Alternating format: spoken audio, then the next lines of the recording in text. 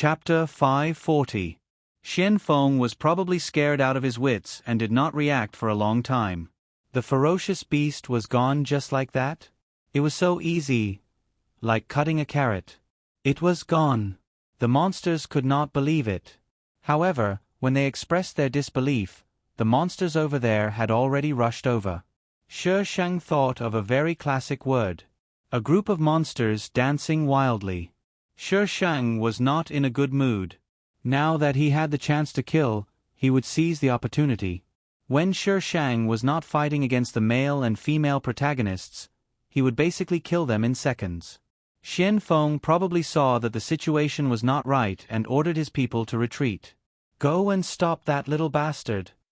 Seeing that Shi Shang still wanted to rush forward, Fox King immediately ordered the monsters beside him to stop Shi Shang.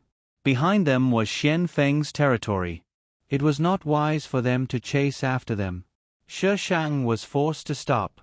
His face was full of pity. He ran away quickly. After that, there were several conflicts between the two sides.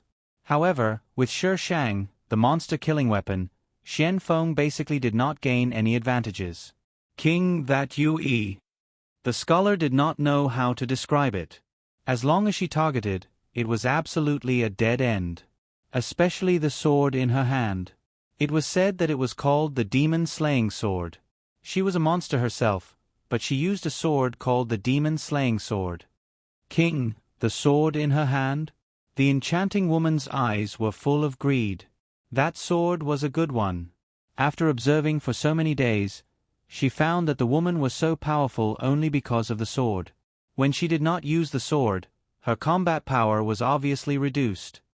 Have you heard of the demon-slaying sword? Xian Feng's voice was slightly deep. Both of them shook their heads.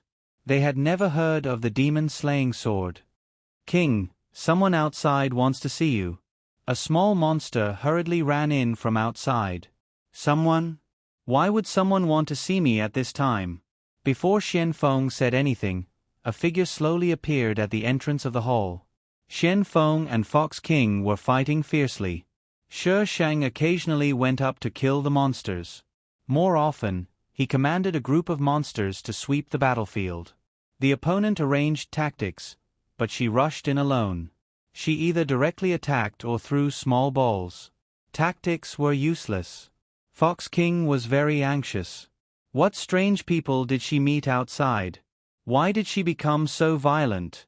How could she get married? Your Majesty, bad news. Indeed, it wasn't good. The little brat couldn't get married, so how could it be good? My king. The Fox King came back to his senses and looked at the anxious little demon. What's wrong? A strange sword appeared on the Snake King's side. We can't defeat it. A strange sword? Could it be as strange as his daughter's sword? Very powerful. The little demon nodded seriously. There was a trace of fear in his eyes. The Fox King followed the little demon Dao to the battlefield. Not far ahead, Xian Feng carried a sword that glowed with red light. The light and shadow dragged a long tail in the air. Even from afar, he could feel the power of the sword. Those lesser demons had no power to fight back in front of him. Wang. Mrs. Sword was strange enough, and now Xian Feng also had one. Was this kind of awesome yet nameless divine artifact so worthless that it could be seen everywhere? Where's that little brat? The Fox King looked around with a grave expression. The surrounding demons also looked around. Finally, a demon pointed at the battlefield. Mrs. over there. The Fox King looked over and almost couldn't catch his breath. Shi Shang rushed to Xian Feng like a flash of lightning. When he looked over, they happened to meet. He was afraid that she would rush over, but she still rushed over. What are you doing? Go and help. The Fox King was angry and yelled at the demons beside him. Shi Shang was very curious about the sword in Xian Feng's hand. The iron sword slashed wildly at the sword. It turned out that the sword was not fake. Shi Shang slashed it so many times, but there was no sign of it being broken. The two swords clashed and created a burst of sparks. The two figures were close to each other. Yue, you're very interesting. The moment the two figures separated, Xian Feng suddenly spoke. Interesting your ass. Shi Shang turned around and slashed again. His action was simple and rough. Xian Feng raised the sword above his head and blocked the iron sword. Shi Shang's expression was gloomy. So, you like me? Xian Feng's eyes were cold. You're only qualified to fight with me. Shi Shang. Mr. Male Lead, you'll be beaten by I if you continue to be so pretentious. Shi Shang unloaded the power. The iron sword bypassed the sword at a tricky angle and stabbed Xian Feng from below. Xian Feng's tiptoes touched the ground and his body slid backward. However, he didn't expect that the iron sword would suddenly emit a sword aura. Xian Feng didn't dodge in time. A tuft of hair was cut off by the sword aura, and his face was bruised. Being able to exchange blows with you is a blessing you've accumulated over several lifetimes. The girl's expression was confident and her tone was arrogant. He just wanted to beat her. Xian Feng raised his hand and wiped the blood on his face. The bloodthirsty factor in his body was stimulated. He stared at Shi Shang with his gloomy eyes, like a bird of prey that had been dormant for many years and was about to wake up. The two swords clashed. The sky suddenly changed color. The wind and clouds surged. Lightning flashed and thunder rumbled. The iron sword could cause the sky and earth to change. She had known this for a long time. But Xian Feng's sword could do the same. Interesting.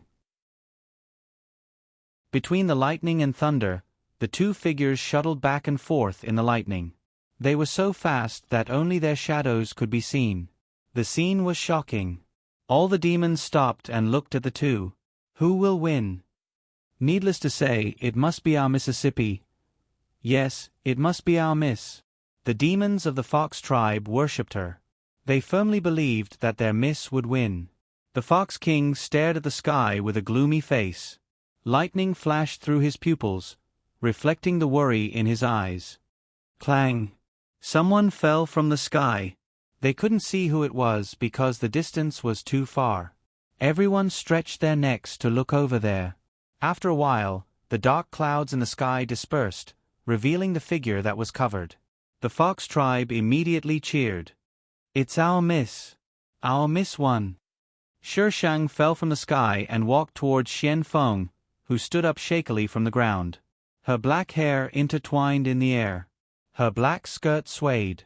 The pattern on the skirt was looming, like a red lotus blooming in the abyss. Darkness and blood intertwined. Shi Shang stopped 1 meter away from him. Her calm gaze fell on the sword stuck in the ground. She smiled. This sword is really powerful. Unfortunately, you can't use its strength. Xian Feng covered his chest. His whole body was surrounded by a low pressure. His eyes were dark. He actually lost to a woman. And it was twice. He lost to the same woman. Shi Shang, expressionless. Why didn't you let me show off recently? Why did you make such a damn place for me? Where's my Feng Ci? Little fairy, you'll be struck by lightning if you show off every day.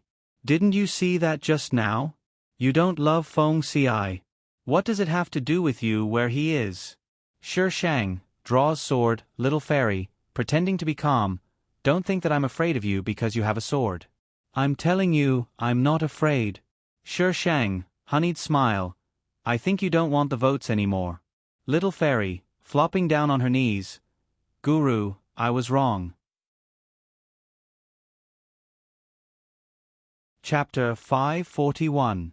Shi Shang used the iron sword to pick up the sword and looked at it for a moment. There was a moment of darkness in her eyes, but it disappeared quickly. She threw the sword on the ground. Clang! Shi Shang turned and waved at the demons who were watching from afar. A few little fairies ran over. Mississippi, kill him. Shi Shang ordered calmly. Ah! This was the Snake King. Could they kill him? Hurry up. Shi Shang urged them. This was a race against time, okay? The demons looked at each other. One of them stepped forward with trembling hands. He took out a bone sword and stabbed it at Xian Feng. Xian Feng staggered back. The bone sword enlarged and shrank in his eyes. The young girl stood at the side, her face filled with calmness. Just like the first time they met. Pucci, the bone sword pierced his chest. Xian Feng suddenly laughed. Do you think you can kill me like this? The demon raised his left hand and hit a talisman on the bone sword.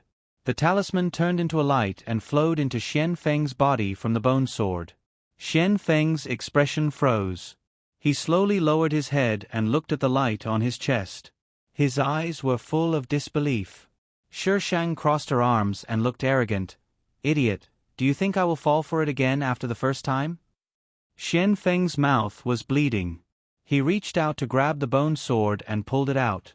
His body shook, but he did not fall down. The light from the talisman flowed in his body. It was clearly visible to the naked eye. Shi Shang looked at his angry eyes and smiled. Bang! Xian Feng's body suddenly exploded. The light flowed out of his body and rushed to the sky. It flew a few rounds in the air and then shot in a certain direction. Miss. What was that? Shi Shang flipped her hair, tracking talisman. As long as it was tainted with that person's aura, no matter where that person was hiding, he would be found. Then, bang! She did not believe that Xian Feng could run away this time. If he really ran away, she had no choice. He was the plot lord's true love. He was so favored. No matter how hard she tried, she couldn't kill one of them. Otherwise, the only way was to let the entire plane collapse like the previous one. Host, please don't have such dangerous thoughts. Shi Shang pursed his lips. Even if I did, what can you do to me? He really couldn't do anything. At most, he would be confined. Master, come back quickly. With Xian Feng gone, it would be much easier to deal with the other demons. The Fox King did not expect the war to come to an end so soon. So, Father, let me tell you something. To catch bandits, first catch the ringleader. You little brat, you still dare to say that? The Fox King grabbed something next to him and threw it at him. Didn't I put you in confinement? What are you doing out here? Shi Shang jumped to avoid it. Dad, I'm just telling the truth, okay? Why are you still hitting me?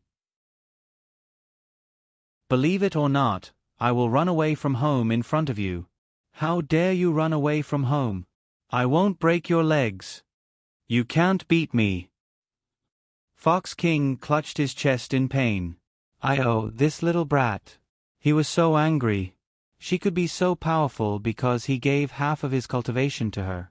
Otherwise, who knew what she would be like now? Now she dared to talk back to him and even showed off. He was so angry. Guards! The Fox King roared. Take the miss away and guard her strictly. If she runs away, you won't have a good time. Wait. Shi Shang rushed to the Fox King. I have something important to do. The Fox King flung his sleeves and snorted. What do you have to do? He only knew how to cause trouble all day long. Shi Shang blinked.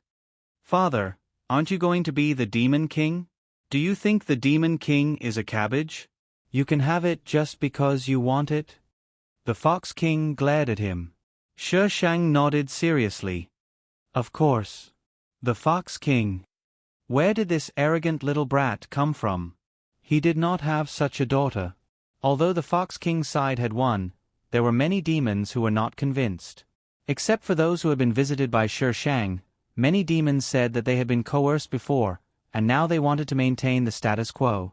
The status quo was that no one should think about the others, and everyone should take care of themselves. However, it was not easy to defeat a demon from the Fox clan. How could they give up when they were so close to being promoted? So the two sides were in a stalemate. The Fox King also said that demons who did not want to be the Demon King were not good demons, so the Fox King was still very interested in the position of Demon King.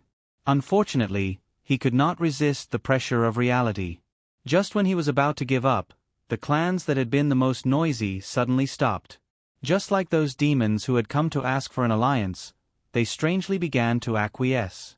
A group of demons who had been visited showed a gloating smile. They had been taught a lesson, hadn't they?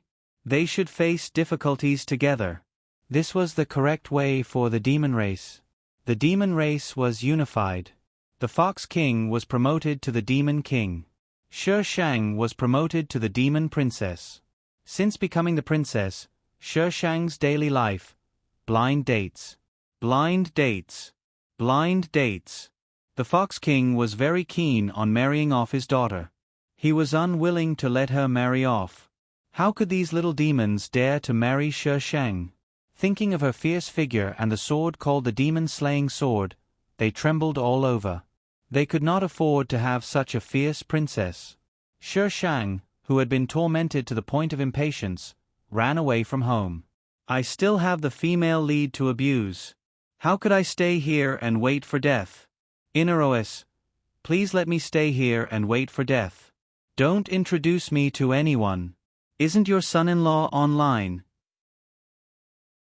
Don't introduce me to anyone, or you will be beaten by your son-in-law. Shi Shang left the demon realm. Some people in the human realm seemed to know about the turmoil in the demon realm, and occasionally people could be heard discussing it.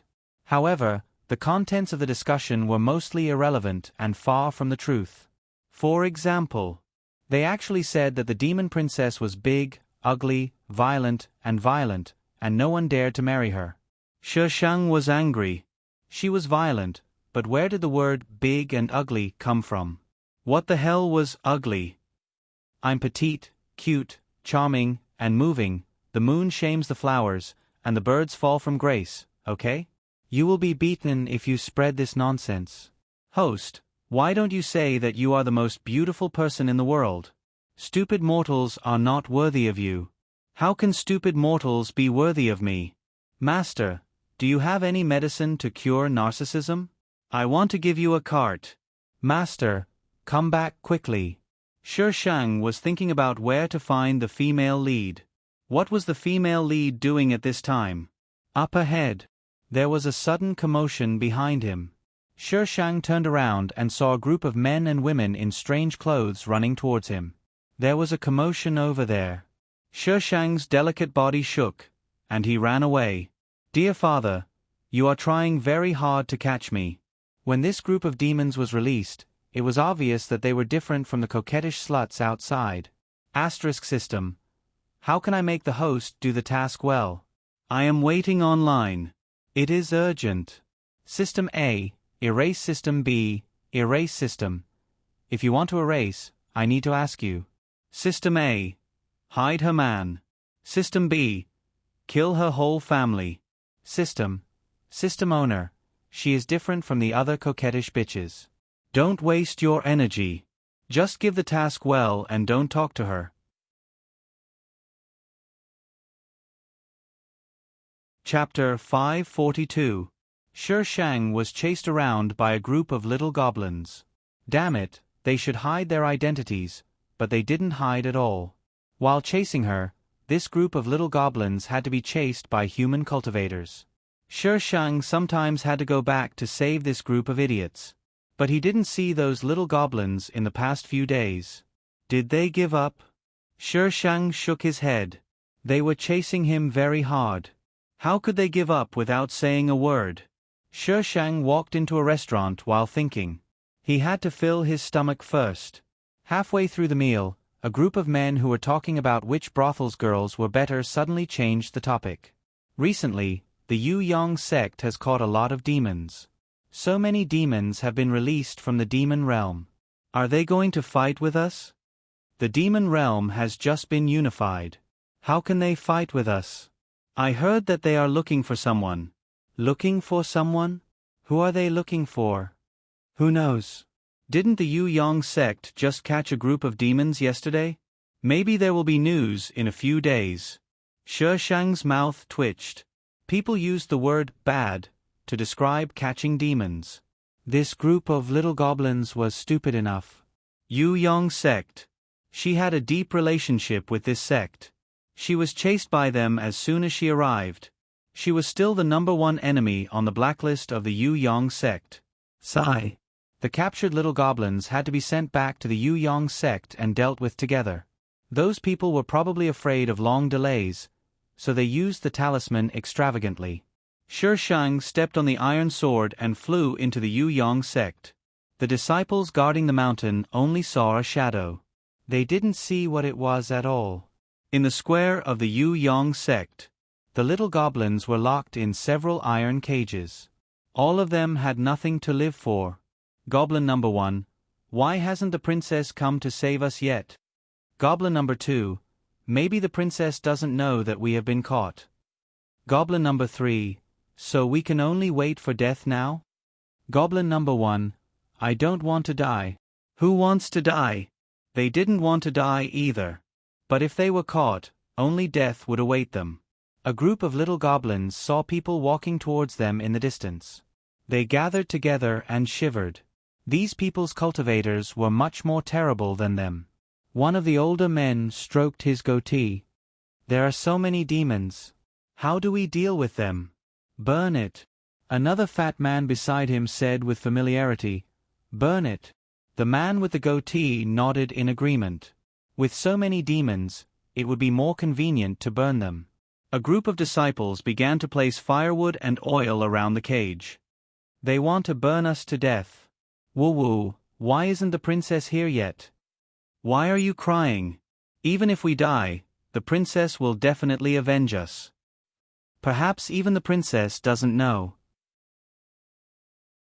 As soon as he said that, the pixies all quieted down. Let's begin.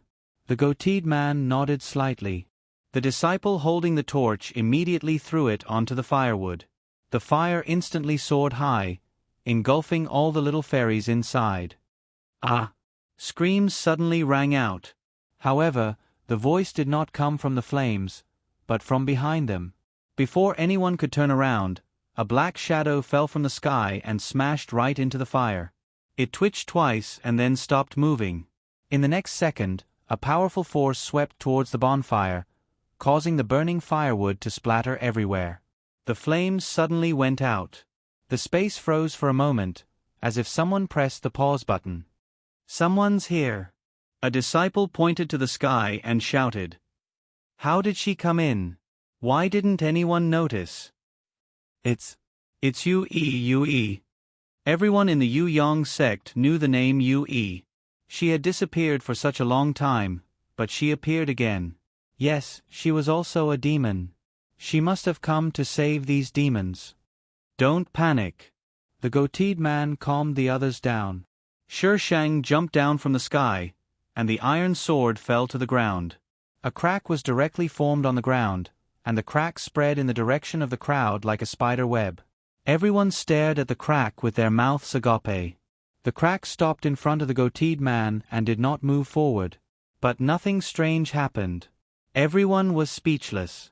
Just when they were relieved, the crack suddenly continued to move forward, past them, and went straight to the iron cage where the little fairies were kept. Crack, the iron cage next to the ground was broken, and the little fairies poured out. Princess! The princess has come to save us. Long live the princess! All the little fairies surrounded Shi Shang, and all kinds of compliments and praises were thrown out. The people of the Yu Yong sect were confused. What princess? Yue was the princess of the demon realm? You, the fat man shouted loudly. How dare you break into the Yu Yong sect? Do you think there's no one in the Yu Yong sect? The little fairies suddenly quieted down and consciously hid behind Shi Shang. There's someone in the Yu Yong sect? Why didn't I see it? Shi Shang sneered. There are so many of us. Can't you see it? The fat man's face trembled, and his saliva was flying everywhere. He was very excited. Shi Shang smiled. I'm blind. I can only see a group of idiots. The fat man was speechless. Was she cursing? Yue, you broke into the Yu Yong sect. Do you think you can go out safely? Shi Shang blinked, and there was an evil smile on his delicate face. I can fly out. The goateed man's face darkened. He did not expect this woman to be so arrogant and supercilious. If you want to fight, then fight. Stop talking nonsense. Shi Shang habitually swung his iron sword. The princess is so domineering. Kill them. This group of human beings was simply unreasonable. They did not do anything, but inexplicably caught them and wanted to kill them. The princess is so cool. The brainless fans shouted slogans at the back. Shi Shang rolled his eyes speechlessly. These idiots are not running away. Catch them. Don't let them run away. The fat man waved his hand. Shi Shang's fight was simply a blockbuster for these little fairies. Shi Shang knocked down a few people and ran back. Damn it. Why are you idiots not running away? Princess, don't you want to fight? A little fairy looked confused. Shi Shang was speechless. Didn't she see the big group of people coming? She was not crazy. Run. Shi Shang whipped a little fairy's leg with his sword. The little fairy screamed and rushed down the mountain. The other fairies followed closely behind. These fairies thought their princess was scared. As soon as they ran down the mountain, they heard a series of explosions behind them. So the princess was not scared when she told them to run? That's what they thought. How could the princess be scared of these idiots? The princess was invincible. Asterisk little fairy. So why are you running? Shi Shang. Isn't this the Battle Royale mode? Little fairy. I am speechless. Let me calm down and ask for votes. Shi Shang. So you are here to ask for votes? Little fairy. Do you think I am here to chat with you? Idiot. Shi Shang draws his sword. Little fairy. Papa, I am wrong.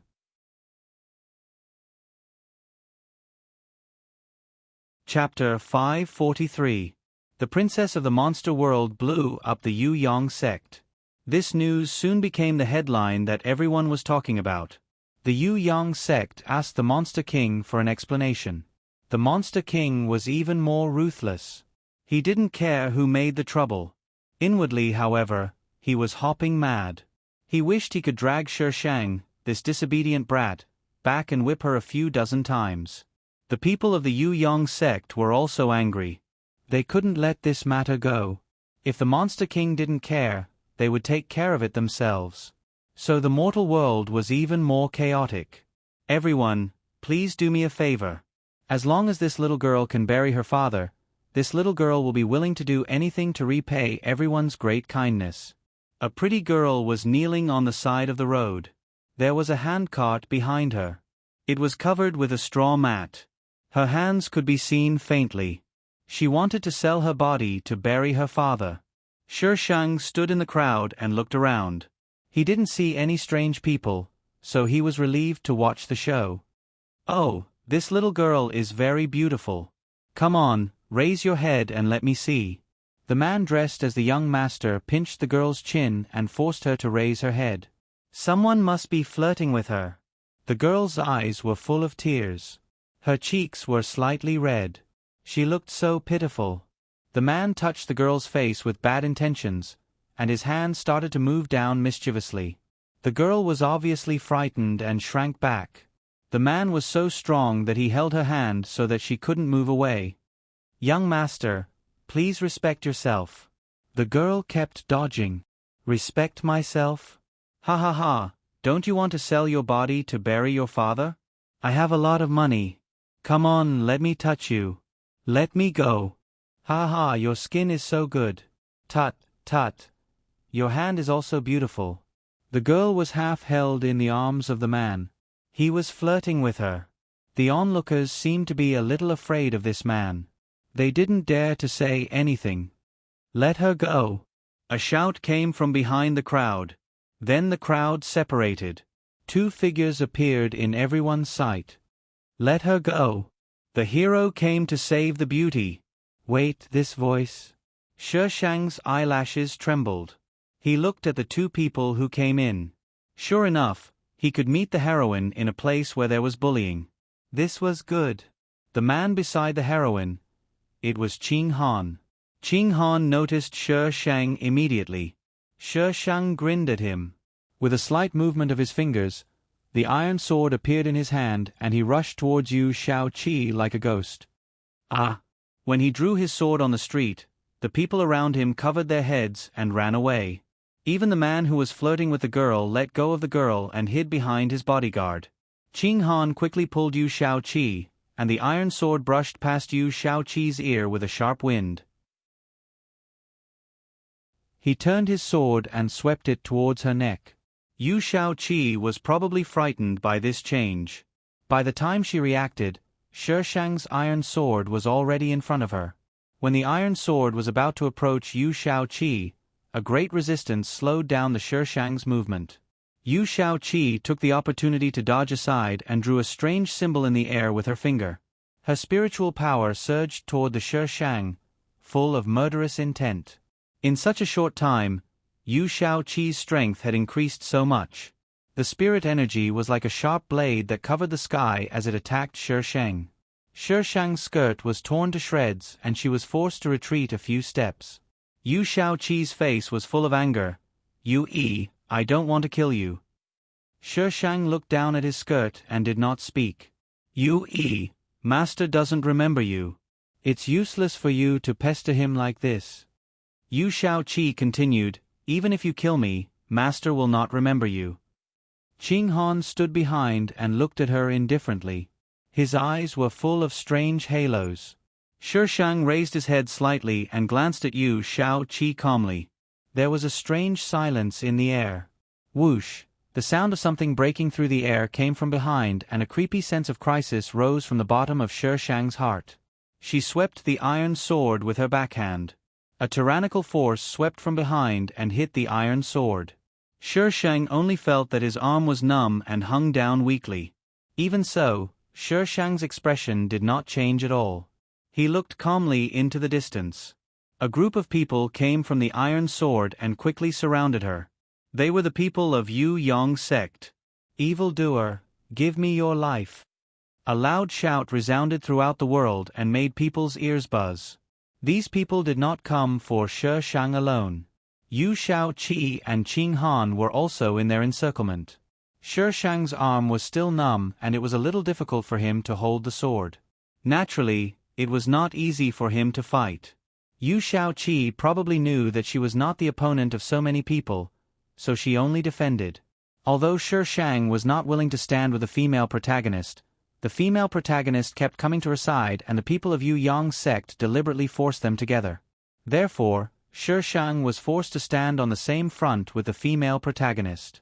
They want to kill us. Let's put aside our grievances and rush out together. Yu Shaoqi gasped and asked to ally with Shishang. I can go out alone. Shishang refused Yu Shaoqi with an arrogant attitude. Yu Shaoqi was speechless. Even if you are powerful, it is not a joke to fight with so many people. Yu Shaoqi was angry and quickly withdrew to Qing Han's side. Qing Han's cultivation had not fully recovered. At this time, she was besieged and was at a disadvantage. It can't go on like this. Yu Shaoqi's eyes turned quickly. After a while, her eyes fell on Shishang. She gritted her teeth and secretly made a decision. When Shishang discovered Yu Shaoqi's intention, it was too late. Shishang did not expect that the female protagonist would lead the people to her side and take the opportunity to run away with Qing Han. Female protagonist, is it really okay for you to do this? Don't worry about them. Catch this fox fairy. Don't let her harm the people. When the people of Yu Yong's sect saw that Yu Shaoqi had escaped, they simply asked everyone to catch Shishang. Harm the people? Shishang sneered. When did I harm the people? Have I ever killed ordinary people? Have I ever harmed ordinary people? These words were too shameless. I won't take the blame for this. You have killed so many people of Yu Yong sect. You are a cold-blooded and ruthless monster. Who knows when you will start a massacre? We are now enforcing justice on behalf of the heavens.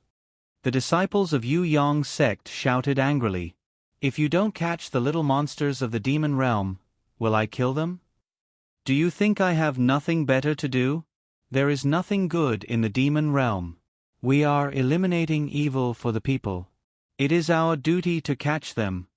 As cultivators, it was their duty to kill monsters. Then as the princess of the demon realm, what's wrong with saving my own people? Shishang raised his eyebrows. Be reasonable. Your people were caught by the demon realm.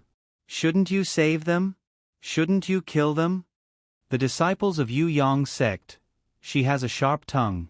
The fox demon has always been good at bewitching people. Don't be deceived by her. Kill her. Kill the demons. Defend the righteous path. Kill the demons. Shishang rolled her eyes. Slay demons, my ass. These idiots.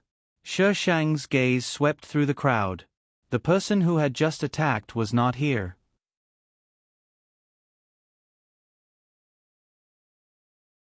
Chapter 544. It was snowing heavily, and the whole world was white. The mountain road was covered by snow, and a snow-white little fox was walking up the mountain. With every step, half of her body sank into the snow. Shishang was so tired that she didn't want to breathe. She was lying in the snow, and her body was cold. Her blood seemed to have frozen. Escape mode. Shishang murmured weakly, "Damn it." She was about to win the battle with the Yu Yong sect, but an idiot came out of nowhere and set up a demon-locking array. If she hadn't reacted quickly, she would have died and returned to the system space. However, it was useless to react quickly. The 30% luck reduction buff was still there, and she could be unlucky at any time. Therefore, although she escaped, she was seriously injured. She had been injured before, and this time, even if the Fox King gave her all his cultivation, there was no way for her to recover. The most annoying thing was that she didn't even know who set up the demon-locking array. This was so embarrassing. Who should she take revenge on? Shishang climbed to the top of the mountain, and rich spiritual power hit her body. She lay in the snow and gasped for breath for a while, then she began to set up a spiritual gathering array and sat in the middle of the array. "Host, are you going to recover by force?" The system, which was playing dead, suddenly said. Shishang scratched her neck with her hairy paws. "Yes." "Host, are you crazy?" "I've always been crazy, don't you know?" Shishang's indifferent voice was scattered by the cold wind on the top of the mountain. The system had better play dead. If the host died, it could help to collect the corpse.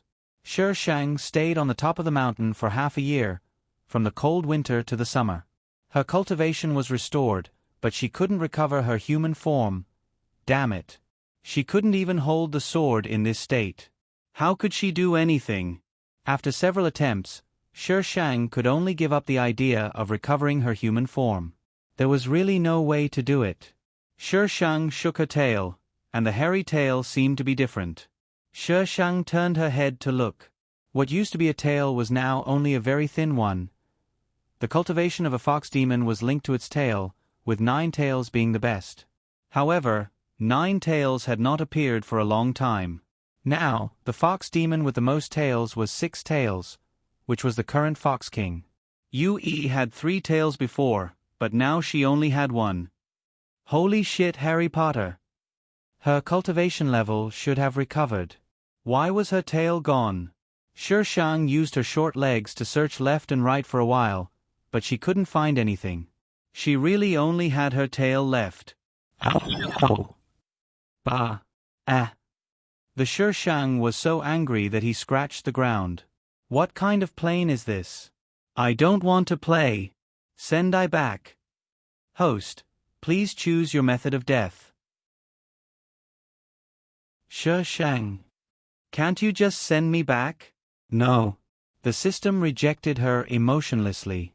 Host, you haven't taught the person who schemed against you a lesson. Are you really willing to go back just like that? Speaking of this, Shishang was even angrier. She dug a hole in the ground. She was actually forced to such a state. It was simply unbearable, all right? Die. Go back and take revenge. The system was a little proud. If it had known earlier, it would have deducted more points from the host's character and turned on the big escape mode earlier. Let's see how the host will deal with me then. Shishang ran down the mountain. She had been missing for more than half a year, and a lot of things had happened at the foot of the mountain. Shishang took advantage of her small size to hide in the crowd and eavesdrop on the gossip. What surprised Shishang the most was that the Yu Yong sect was also destroyed, and the culprit was the demon clan. Even the destruction of the Wan Shen sect was found to be caused by the demon clan.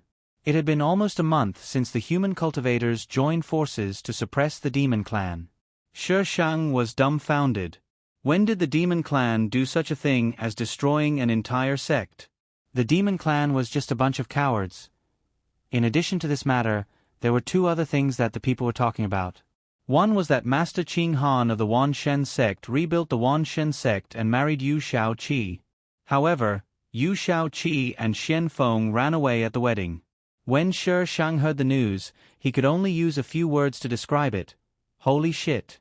There was simply no way to play with such a terrifying plot. If there was no Feng Ci in Qing Han's body, she might feel it was amazing, but that body was used by her Feng Ci. It was so frustrating. The second thing made Shi Shang even more frustrated. These people even said that she was dead. Dead. She was clearly still alive, all right?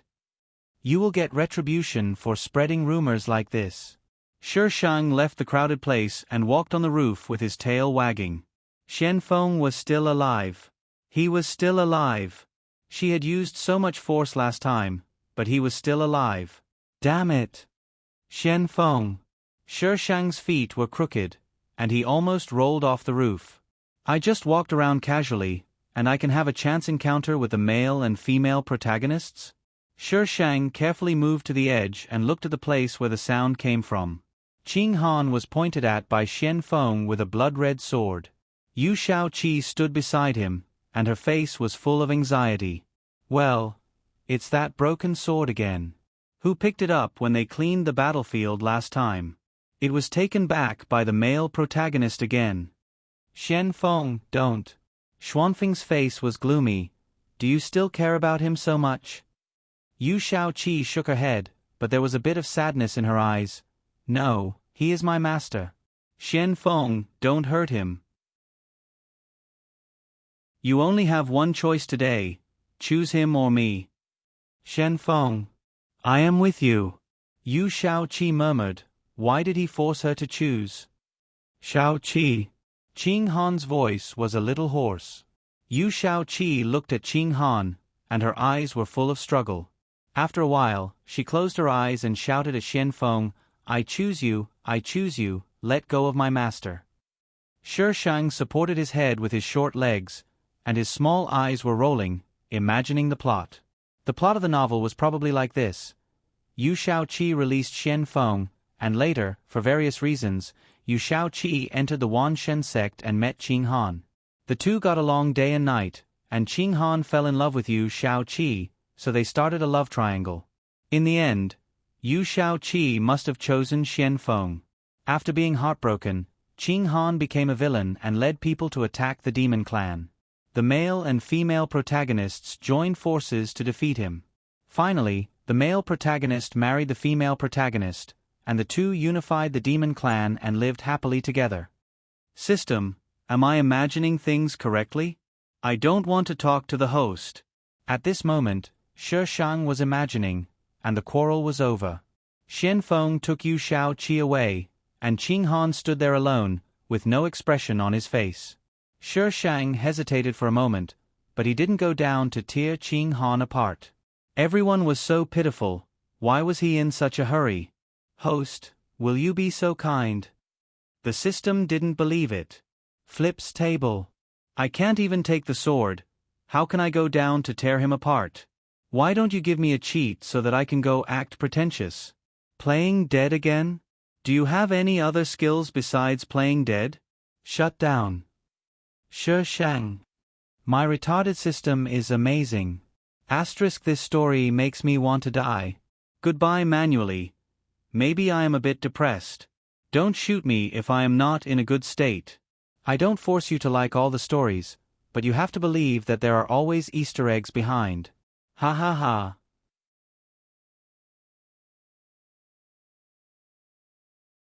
Chapter 545. Shi Shang sat on the roof and thought. What should she do first? When she finished thinking, she found that Qing Han, who had just left, had come back. Shi Shang. Her poor sense of direction was hopeless.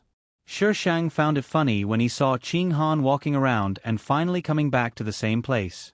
What if he got lost on the battlefield? Shi Shang ran into the alley next to her. She would go back to the monster clan first. The monster clan was on high alert because of the fight. When Shi Shang reached the entrance, he was stopped. "Why don't you return to your human form?" The guard asked Shi Shang in confusion. "I am a monster. Why should I return to my human form?" Shi Shang began to talk nonsense. A monster should have the dignity of a monster. The guard. Although what he said made sense, he still had to return to his human form. Monsters who could not transform could not go out of the monster clan. And when they went in and out of the monster clan, they had to return to their human form. "I am Yue." The guard's face suddenly darkened. "How can you pretend to be the princess? Our princess has 3 tails." "I am really." How could he blame her for losing her tail? Well, it was her fault. The guard's face darkened. "Nonsense. Hurry up and transform. I want to see who dares to pretend to be our princess." "Shi Shang. I can transform. Why should I compete with you?" Shi Shang began to scratch the wall. How could a human, a monster, live a good life? The little monster did not let Shi Shang in. Just when Shi Shang was about to rush up and scratch the wall, the monster beside the Fox King came back from outside. Shi Shang talked to him for a long time before he was taken in. The Fox King saw Shi Shang and immediately took out a rattan. "You little bastard. How dare you come back to life? Why didn't you die outside? Why did you come back? What happened to your tail? And 2 of them were eaten by you?" Shi Shang jumped onto the Fox King's throne and dodged the rattan. "I don't know. They disappeared inexplicably." It disappeared just like that. The Fox King clutched his chest in anger, and a series of questions popped out. "Is your tail on someone else's body? How come you don't even know? Do you still know who you are?" "I really don't know," Shi Shang said innocently. The Fox King breathed heavily and said through gritted teeth, "Come here and let me see." Shi Shang hesitated. Would he be beaten if he went over? "I want to beat you. Do you think you can run away?" Fox King coldly snorted. He didn't want to beat her in peace. If he really wanted to beat her, could she avoid it? Shi Shang jumped off the throne and walked to the Fox King with his short legs. The Fox King grabbed her neck and put her on the stone table next to him. He grabbed her pink claws and began to examine them. However, the Fox King didn't see anything wrong. The Fox King summoned the capable demons of the Demon Clan and took turns to fight. He didn't know why the Shi Shang had lost 2 tails. Later, the Fox King found that Shi Shang couldn't even transform. The Fox King was so angry that he directly locked her up. Although the Demon Clan had heard the rumors from the outside world, the Fox King knew that Shi Shang was still alive because her life jade was not broken. However, he was still worried. Before she came back, he was always on tenterhooks. Now that she was back, the Fox King would definitely lock her up. Why did she come back? She's so annoying. I don't know why she was so lucky. She couldn't even transform before. I didn't expect her to be so beautiful after transforming. What? I still think our princess is beautiful. I really don't know why she's so beautiful. She came back with that guy this time. The king looks very angry, but that man is really good-looking. What's the use of being good-looking? Doesn't he want to die? What are you talking about? Shi Shang pulled the window and patted it with his paws. The small demons who were discussing outside exclaimed, "Your Highness, you scared us to death." What were you talking about just now? Shi Shang put his face against the window. Seeing Shi Shang's funny look, the small demons burst into laughter. "We were talking about Yu Shaoqi. She came back with Xian Feng. The female protagonist came back with the male protagonist? What the hell? The male protagonist failed to compete with the Fox King for the position of the Demon King. Now he dared to come back. Why did they come back?" The small demons shook their heads. They just heard the news that Yu Shaoqi came back. How would they know why she came back? before Shi Shang had time to find the Fox King suddenly sent someone to call her and asked her to go to the hall. Shi Shang's heart skipped a beat. He had a bad hunch. The male and female protagonists must be up to something. When she arrived at the hall, many demons were there. Some of them even covered the important parts of their bodies with a painful face. The hall was in a mess. It was obvious that there had been a fight. Xian Feng stood beside Yu Shaoqi with a murderous look. Shi Shang, with his small arms and short legs, walked in the middle of a group of people. It was as if he had entered a country of giants. Yu Shaoqi was very surprised to see Shi Shang's appearance, but it was only for a moment. The Fox King looked at Shi Shang with a strange look. It was not like the previous look of disappointment but with the love of a father. It was also not like the helplessness under the rage. It was a kind of doubt and inquiry. Shi Shang. So what kind of melodramatic plot is this? The Fox King waved his hand silently. Immediately, a demon stepped forward with a dagger and reached out to catch Shi Shang. What the hell? What's going on? Father. Shi Shang quickly avoided the demon. It's just to take blood. Don't be nervous, Your Highness. The demon with the dagger answered on behalf of the Fox King. You're not nervous about taking blood? Are you kidding? Shi Shang protected his claws. Why do you want to take blood? This. The small demon looked at the Fox King. Your Highness, Yu Shaoqi said that you are not the king's daughter. We need to verify it now. A demon explained. Shi Shang. That's really melodramatic. The Fox King didn't say anything, which meant that he acquiesced to the demon's words. Your Highness, don't worry. As long as you prove that you are the king's daughter, we will punish Yu Shaoqi for offending the king. Verify my ass. Without guessing, he knew that she was definitely not the king's daughter. This was all a trick. Shi Shang was more curious about how they were going to test it.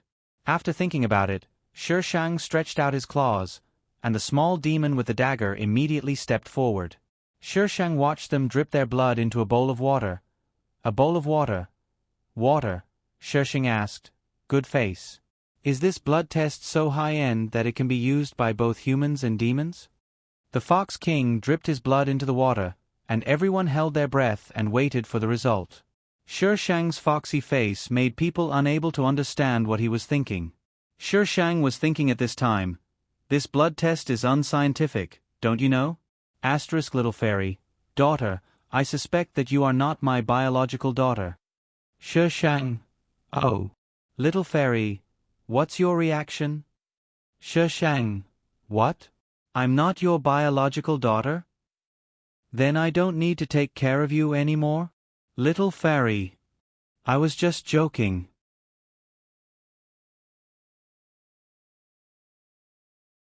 Chapter 546. Of course, the 2 drops of blood in the water could not mix together. The monsters looked at Shi Shang strangely. All kinds of complicated eyes fell on Shi Shang. No matter what kind of race they were, the blood of the demon clan could be mixed. But half monsters and monsters could not. Half monsters had human blood in their bodies, so they could not mix together. Yu Shaoqi pursed her lips and did not speak. But the Fox King's face was very ugly. He had loved his daughter for so many years, but he suddenly found that she was not his daughter. No one would be able to accept this. King, the Fox King took a deep breath and ordered coldly, investigate what happened that year. His own daughter was replaced by someone else, but he did not know it at all. Shi Shang paced around indifferently, wagging his fluffy tail. He looked very cute. Arrange a place for Yu Shaoqi and Xian Feng to stay. The Fox King only left this sentence and left. He did not say how to deal with Shi Shang, so others did not dare to make a decision. You have occupied my position for so many years. It's time to take it back. Yu Shaoqi looked at Shi Shang condescendingly. The treatment she received in the Fox clan was all because she had stolen her identity. Oh. Shi Shang wanted to leave with his short legs, but Yu Shaoqi suddenly stepped forward and blocked his way. Shouldn't you apologize for taking my position for so many years? Why was she so calm? Yu Shaoqi was very angry. She had lived a luxurious life for so many years and was loved by her father, but what about her? She was bullied and ridiculed. Shi Sheng raised his head. Yu Shaoqi looked so big. I didn't replace her. Why should I apologize? Shi Sheng said calmly, if you want me to apologize, you should find the monster who replaced us. Even if the original owner was really replaced with the heroine, it was not the original owner's decision. Shi Sheng bypassed Yu Shaoqi and ran away quickly. Sesame oil in human form, I can't be arrogant. Yu Shaoqi clenched her fists and looked at the direction where Shi Sheng disappeared. Shi Sheng was summoned to see the Fox King on the 4th day. Now, all the demons in the Fox clan knew that Shi Sheng was a half-demon. She had snatched the position of the Fox King's real daughter. Those demons who had been flattering her before immediately began to hit her when she was down. A friend in need is a friend indeed. Along the way, Shi Sheng received countless supercilious looks and sarcastic remarks. No wonder she can't even maintain her human form.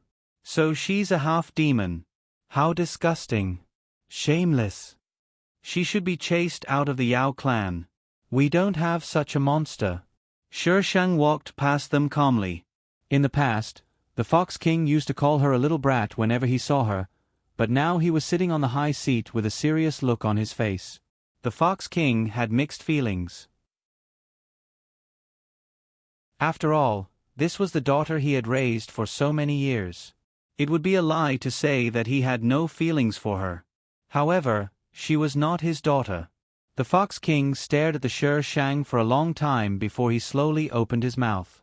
You have half-demon blood flowing in your body. The demon who swapped you should have set a seal in your body to seal your human blood. What happened back then can't be found at this time, and I don't intend to pursue it. You are innocent. The Fox King paused. The Yao clan doesn't allow half-demons. You should leave the Yao clan. Okay. Seeing that Shi Sheng walked out without hesitation, the Fox King called out to her. He strode up from behind, squatted down, and looked at the Shi Sheng. Don't be impulsive outside. Beware of humans. Take these things to protect yourself. The Fox King put the jade bracelet around the Shi Sheng's neck. The Yao clan didn't allow half-demons. According to the rules, he should have executed her. Letting her go at this time was already an exception. Thank you. The Fox King watched the Shi Sheng's figure disappear at the door and sighed slightly. After the Shi Sheng left, a demon came in from outside and said hesitantly, My king, don't you think that the prince acted too calm? Since the incident happened, she had not asked anything and had not made any trouble. She had calmly accepted the result. The Fox King waved his hand. Go and call Little Seven. Yes. The Fox King was probably afraid that a long delay would lead to trouble. As soon as the Shi Sheng went out, someone led her out of the Yao clan. Your Highness. Your Highness, wait for us. A group of little demons rushed from behind. Your Highness, you will always be the princess in our hearts. We will go with you. These little demons were saved by the Shi Sheng in the Yu Yang sect. You won't have a good ending if you follow me. The Shi Sheng did not want to be followed, so he refused with a cold face. And you will drag me down. Live a good life in the Yao clan. Your Highness, our lives were saved by you. We are not afraid of death. The princess was stubborn, but she was soft-hearted. They did not buy it. Yes. Your Highness, we want to go with you. The Shi Sheng was speechless. What should I do to stop a group of little demons who want to die? Waiting online. It's urgent. The Shi Sheng did not want to take these little demons away, but they followed her step by step. They were determined to follow her. The Shi Sheng was too lazy to care about them. He quickly went to the exit of the Yao clan. In front, stop her. Suddenly, there was a loud shout from behind. The little demons looked back, and their faces changed. Your Highness, go quickly. We will help you stop them. The demon who led the way also became nervous. How could these demons come so fast?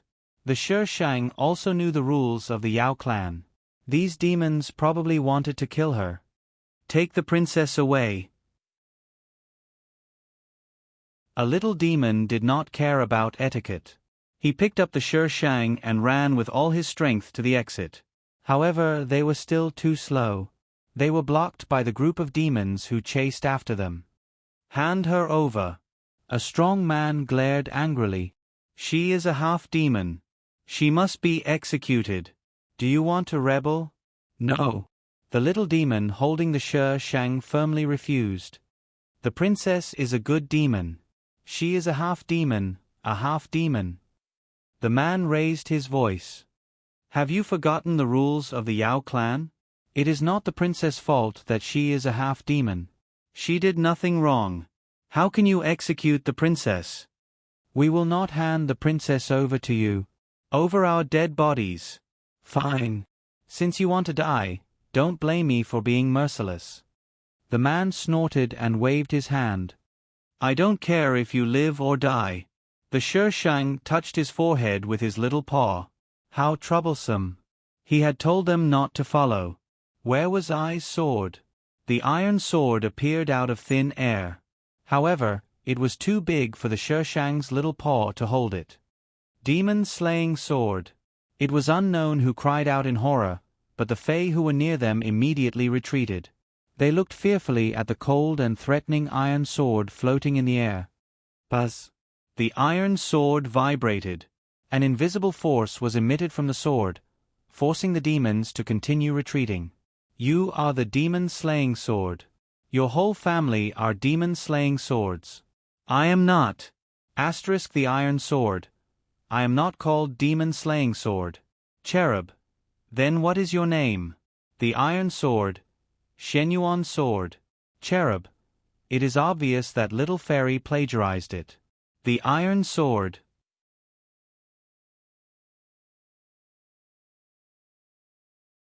Chapter 547. Although he could not hold the iron sword, he could do it himself. It would not take more than a few minutes for the iron sword to kill these monsters. The little monsters who united with the Shi Shang were stunned. They were right to choose the princess. No, it was more important to run away now. Just when they were about to run away, another monster came. The Shi Shang looked at Yu Shaoqi, who came with the male protagonist. He held his head with his two little paws. So annoying. Yui, go back with me. Yu Shaoqi stepped forward and said in a tough tone, You can't leave the monster realm. The Shi Shang's paws kept scratching his ears up and down. I can't control the power in my body. It's none of your business where I go. Yu Shaoqi's eyes darkened. Yui, if you don't go back with me, then don't blame me for being rude. How do you want to be rude? The Shi Shang tilted his head. He was fluffy and looked soft and cute. However, his voice was gloomy as if it came from the dark abyss. Yu Shaoqi frowned slightly. She moved and rushed toward the Shi Shang. The iron sword ran from the side and blocked Yu Shaoqi's way. The cold and shiny iron sword made Yu Shaoqi feel very uncomfortable. Xian Feng. Xian Feng immediately stepped forward to help Yu Shaoqi attract the attention of the iron sword. Yu Shaoqi took the opportunity to attack the Shi Shang. The Shi Shang jumped out of the little monster's arms. His sharp claws were exposed from the fluff and he grabbed Yu Shaoqi's chest as fast as lightning. Slash. The clothes on her chest were torn into strips and bright red blood seeped out from it. Yu Shaoqi glared around angrily. However, she could not see the figure of the Shi Shang. Slash. There was another sound. The sound came one after another. Yu Shaoqi's body was covered with scratches and blood. She looked very miserable. The Shi Shang fell to the ground and his claws rubbed on the ground hard. Do you think that I can't do anything to you just because I'm a beast? Even beasts have dignity. Yui. Yu Shaoqi's eyes were filled with hatred. Why was she so unscrupulous? Kill her. Kill her. Such a voice suddenly popped up in Yu Shaoqi's mind like a devil's voice. Yu Shaoqi's eyes were red and full of madness. She rushed to Shi Shang regardless of anything. Kill her. I must kill her. Shi Shang was petite and fast. It was not easy for Yu Shaoqi to kill her. After several failed attempts, Yu Shaoqi became even crazier. Shi Shang felt that something was wrong with Yu Shaoqi, but he couldn't tell what it was. Forget it, I'll just blow it up. Shi Shang took out a small ball and threw it at Yu Shaoqi. The purple ball drew a parabola in the air and fell right at Yu Shaoqi's feet. Bang! Crackle, crackle, crackle. A large crater appeared on the ground. Purple lightning flashed, and a shocking power was emitted from the crater. Xian Feng's figure was blown away by the power and smashed to the ground in the distance. The iron sword took the opportunity to fly over and stabbed him without hesitation. Xian Feng rolled on the ground and the iron sword stabbed his arm. Xian Feng swept his sword and hit the iron sword. Clang! The iron sword pulled out some distance and stabbed him again. Xian Feng immediately rolled to the side. While rolling, he seemed to see a purple shadow falling. Before he could see it clearly, he heard a loud bang in his ears. He felt buzzing for a moment, and then his whole body fell into darkness as if he was struck by lightning. Shi Shang jumped on the iron sword and rose to the air to look at the two large craters below. Two dark figures were lying inside. If it were other people, they would have been turned into ashes. However, the male and female protagonists' bodies were still intact. Well, maybe they were not dead yet. Boom! The thunderbolt scared Shi Shang so much that he almost fell off the iron sword. He would be struck by lightning if he tried to kill the male and female protagonists. That was enough. Dark thunderclouds quickly gathered above Shi Shang's head. Like thousands of soldiers and horses, the thunderous sound was accompanied by purple lightning rushing from the distance. It looked like it was going to destroy the world. Shi Shang quickly wrapped himself in strange clothes and hid under the iron sword. The iron sword became bigger and covered his whole body. The lightning as thick as an arm struck the iron sword. The iron sword trembled slightly. The lightning circled around the sword and disappeared. My sword is so powerful. Although Shi Shang was not struck by the lightning, the pressure still made Shi Shang feel very uncomfortable. His internal organs felt like they were being overturned. Shi Shang's small body trembled. Blood surged up and he spat out a mouthful of blood. Boom! The lightning missed its target and fell right next to Shi Shang. Mud flew up and splashed on Shi Shang's face. This time, it seemed that the lightning would not leave until it killed her. Bolts of lightning kept falling down. The little demons in the distance were screaming and running away. The whole ground was shaking. Trees collapsed and rocks cracked. Shi Shang was short of breath. His brain was short of oxygen. He was going to die. This time, he was really going to die. Just as Shi Shang's vision was blurred, he vaguely saw a figure flying towards him. Lightning fell behind him. Shi Shang was still gasping for breath when he returned to the space. After a while, Shi Shang rushed to the screen. Who was the last person? The screen immediately displayed a scene. Amidst the dense lightning, a figure was rushing towards the place where the iron sword was, blocking a lightning bolt for her. His body stiffened, but he still rushed towards her without hesitation. The scene changed to the front. Shi Shang saw the person's face clearly. Qing Han. The scene was like the previous plane. It began to shatter. Like broken glass, it scattered into the darkness. The male and female protagonists were dead. Last time, she was not struck by lightning because she only killed the male protagonist. This time, she killed the male and female protagonists, so she had to be struck first before the plane collapsed. What happened to Qing Han? Why did he appear last? Host, I don't know. He had been investigating Feng Ci. He thought that he had returned to the space, but he didn't. Now it seemed that he was sleeping in Qing Han's body. He really didn't know why this happened. The biggest possibility was that it was caused by the closing of the channel. He had to wait for the master to come back to know. Idiot. Name, Shirshing Moral Points, 250000 Health Points, 20 points, 30,000, Plane Collapse, 1,000 points deducted, 0 points rewarded, mission grade, emission score, 61 hidden mission, incomplete hidden mission reward, none item list, Queen's Crown, Ghost King's Heart, Dark Knight. Can that plane be repaired? Shi Sheng suddenly asked. She didn't want to destroy the plane this time. Yes, it requires 20,000 points. The host wanted to repair the plane. What was wrong with her? 5,000. 10000. 3,000. Stingy host. Collecting and sorting the plane data. Preparing to repair. 1%, 10%, 90%, 99%. Data import successful. Detection running. Plane repair complete. A picture suddenly appeared on the screen. A group of fairies were running up a mountain and finally stopped at the top. The Fox King stood at the top of the mountain, and the fairies all lowered their heads. The mountain wind blew, and a figure stepped on the air. His green clothes fluttered in the wind, and the jade pendant with the bamboo leaves swayed. He quietly landed in front of the Fox King. The Fox King turned slightly, revealing the tombstone he was blocking. The tomb of my daughter Yue. The tomb of Qing Han of the Wan Shen sect. She will be happy. Do you want to enter the next plane? Beginning transmission. Shi Sheng. Damn, I haven't finished reading yet. What the hell is going on with this plane? Who was the one who destroyed 2 sects? Asterisk, the author below has something to say. If the word count exceeds the limit, I'll charge more if I send it here. I'll move it back when you're done subscribing. The 17th plane ended. I saw many people saying, the plot has just begun. I'll just note, don't ask me why there are holes left unfilled.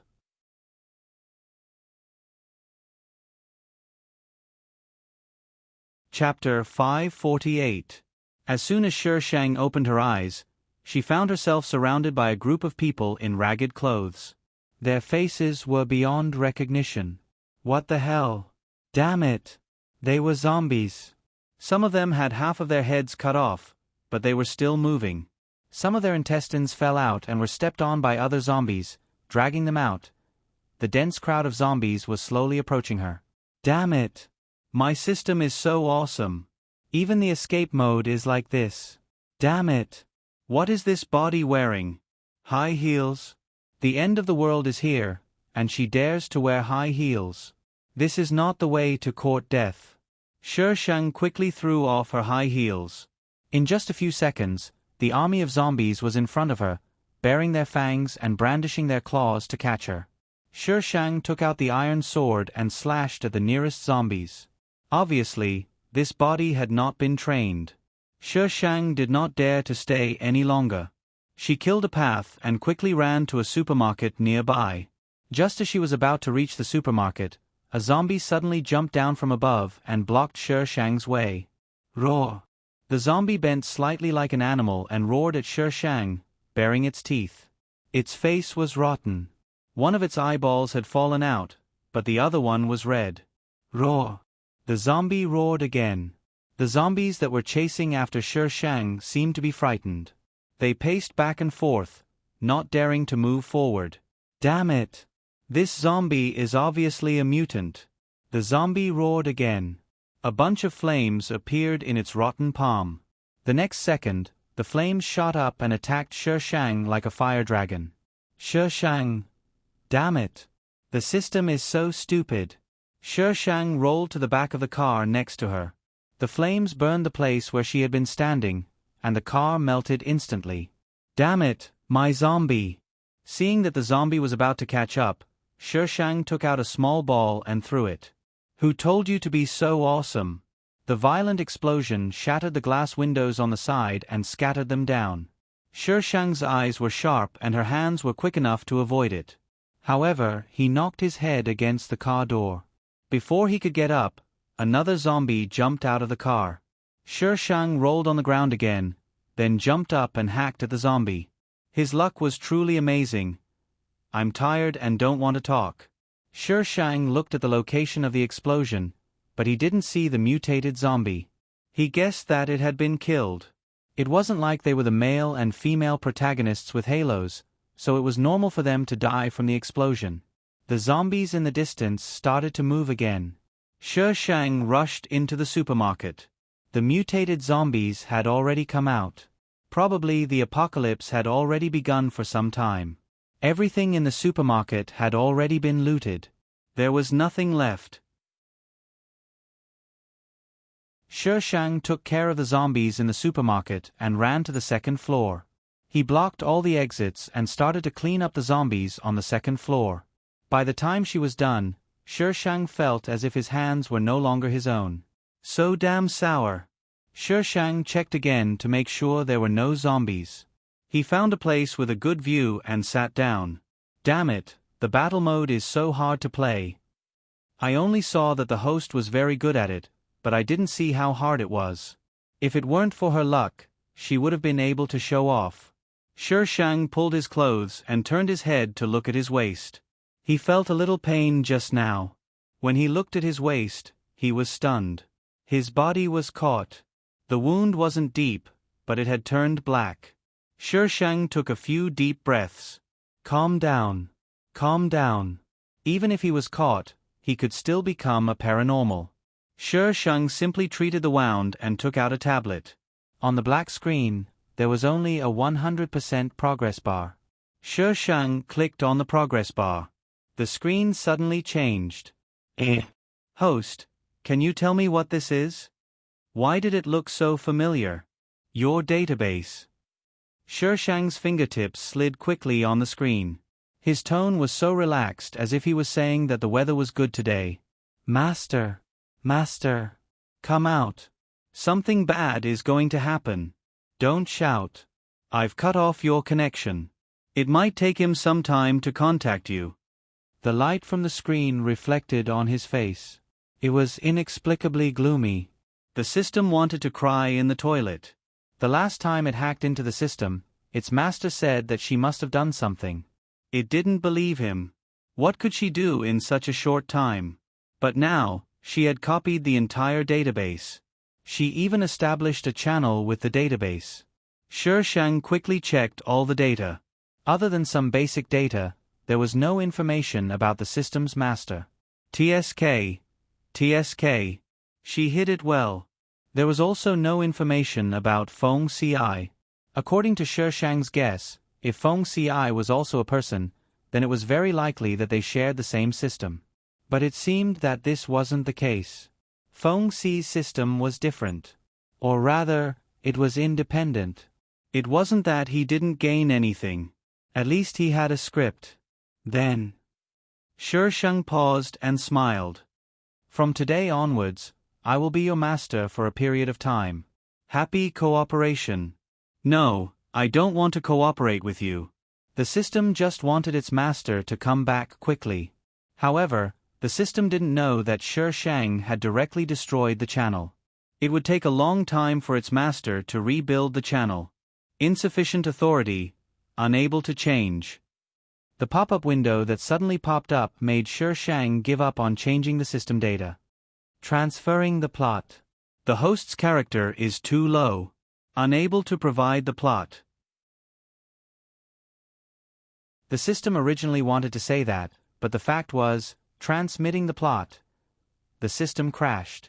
Was that what it said? Host, what did you do to me?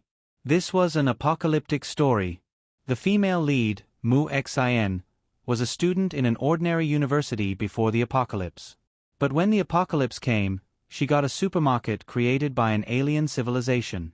With a supermarket, endless supplies and weapons, the female lead lived a good life in the apocalypse. The original owner, Jing Shi, was a rich girl before the apocalypse. She studied in the city where the female lead lived. She didn't like to talk and had a weird personality. She always had a straight face, as if someone owed her money. So, the original owner wasn't very popular.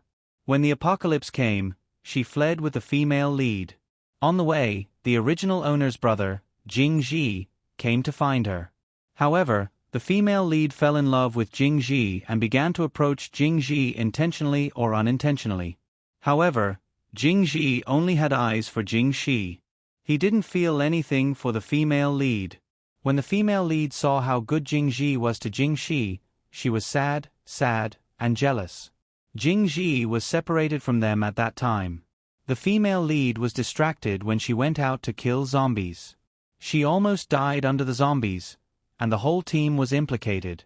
The original owner was also scratched at that time.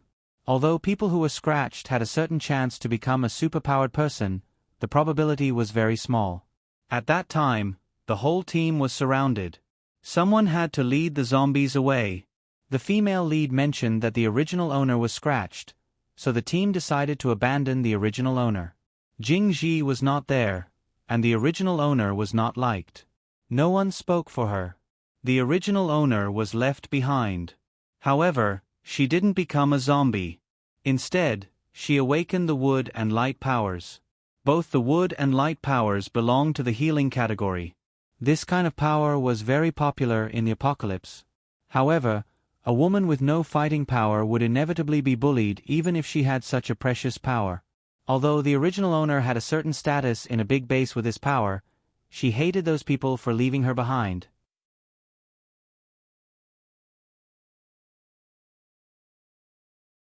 Chapter 549. When the original owner met the female lead in the base, her hatred was stimulated and she tried to deal with the female lead. The female lead's supermarket business was exposed. The female lead knew that it was dangerous. She felt that the original owner was targeting her, so she framed the original owner. It was killing two birds with one stone.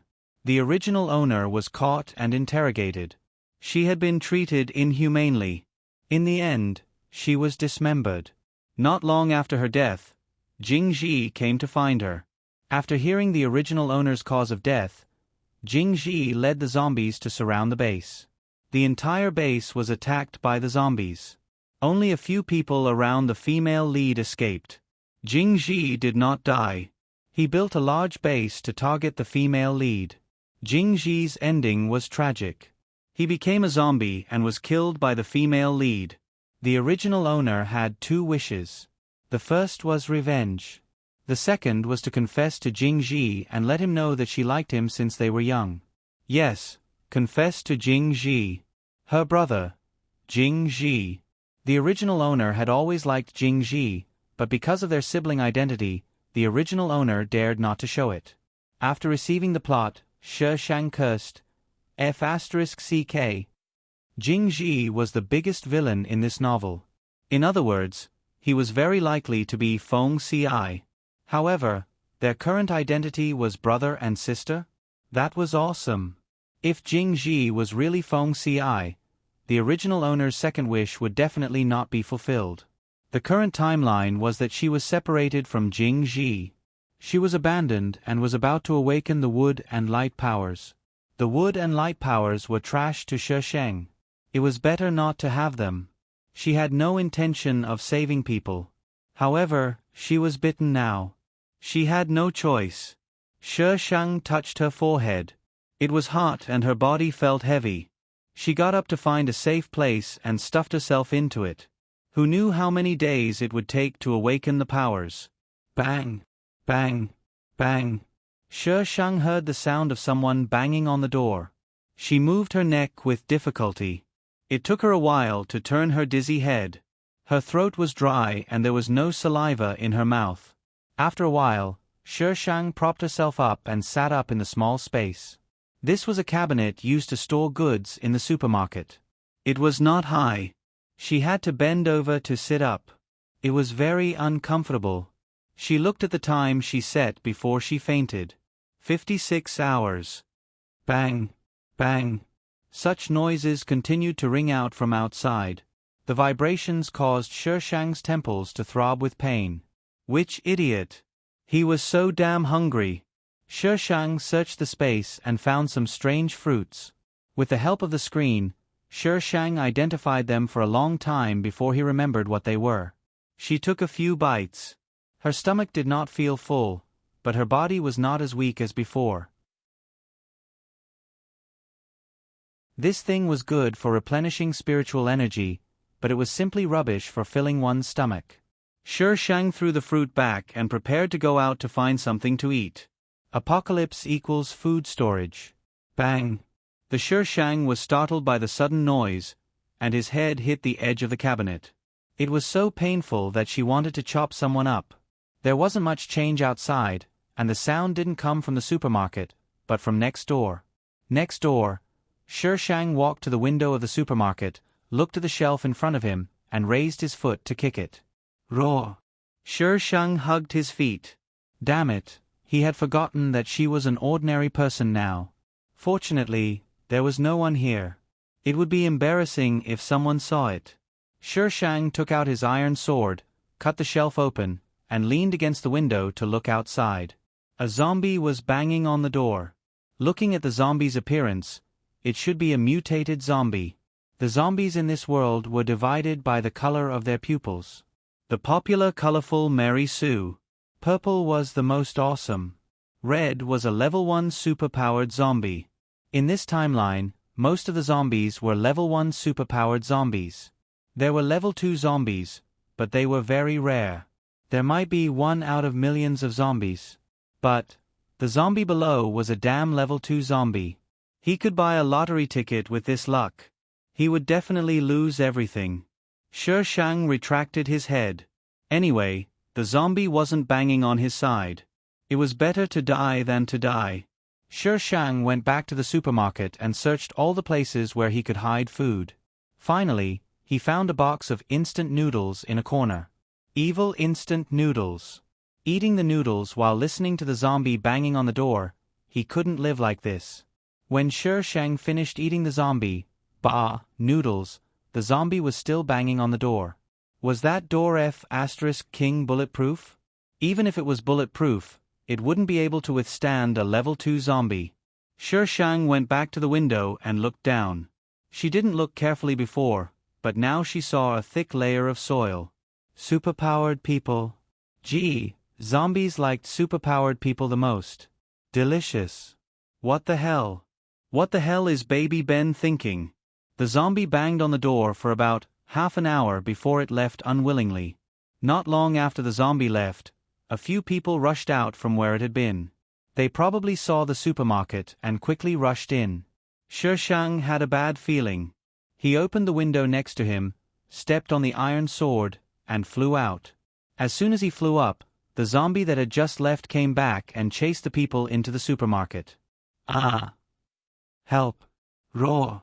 From Shang's angle, he could see the scene in the supermarket. These people had used up most of their superpowers, and now they were facing the zombies head-on. They could only be crushed. They couldn't be more dead. Scared. The zombie bit down on the last person before suddenly tilting its head to look outside. Its orange-red eyes collided with Shang's. Shang silently raised his middle finger. Come on, idiot. Provoking a zombie, host, what's wrong with you? Roar. The zombie growled and rushed out of the supermarket. It turned its head and seemed to be looking for something to hold on to. There were tall buildings all around. Shang stepped on the iron sword and floated in the air. Level 2 zombies couldn't fly, so they could only roar at her. The zombie howled for a long time. It probably knew that it couldn't get food from the sky, so it began to retreat to the supermarket to eat its trophies. Shang swayed in the air and felt a chill on the soles of her feet. Then she remembered that she didn't wear shoes. The original owner was well protected by Jing Ji. Her food and clothing were almost the same as before the apocalypse. If she needed to run, Jing Ji would carry her or carry her on his back. So it didn't matter what she wore. Shang patted his face and looked around. He found a clothing store. The clothes in the clothing store were in a mess. Shang searched for a long time before he found a few sets of clothes. Now that he had clothes, he had to find shoes. When Shang finished looking for shoes, the level 2 zombie was still in the supermarket. Little fairy. As a normal human, why did you provoke zombies? Shang. I like it when it can see me but can't eat me. Little fairy. Daughter, your thoughts are dangerous. Shang. Hereditary. Little fairy. I have nothing to say. System Master, where are you? System Master, little dark room, are you coming? Little fairy. Why did these two jump out? Shi Shang, draw sword.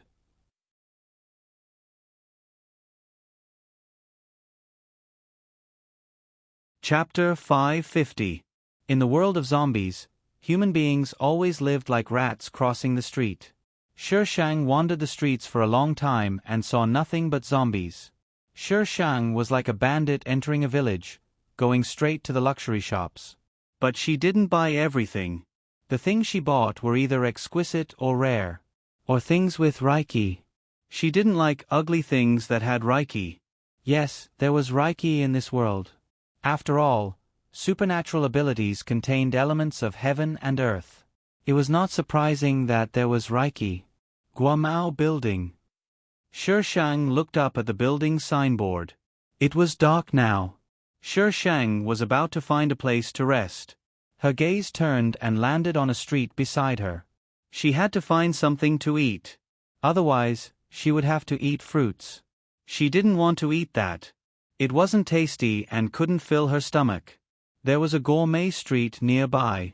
There was a business circle nearby. It was obviously the right place to open a gourmet street. Shi Shang walked along the street.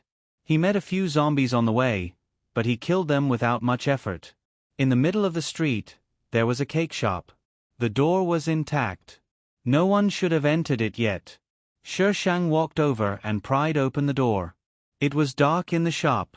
He could only vaguely see the layout. Compared with the blood-stained places outside, this shop was very clean.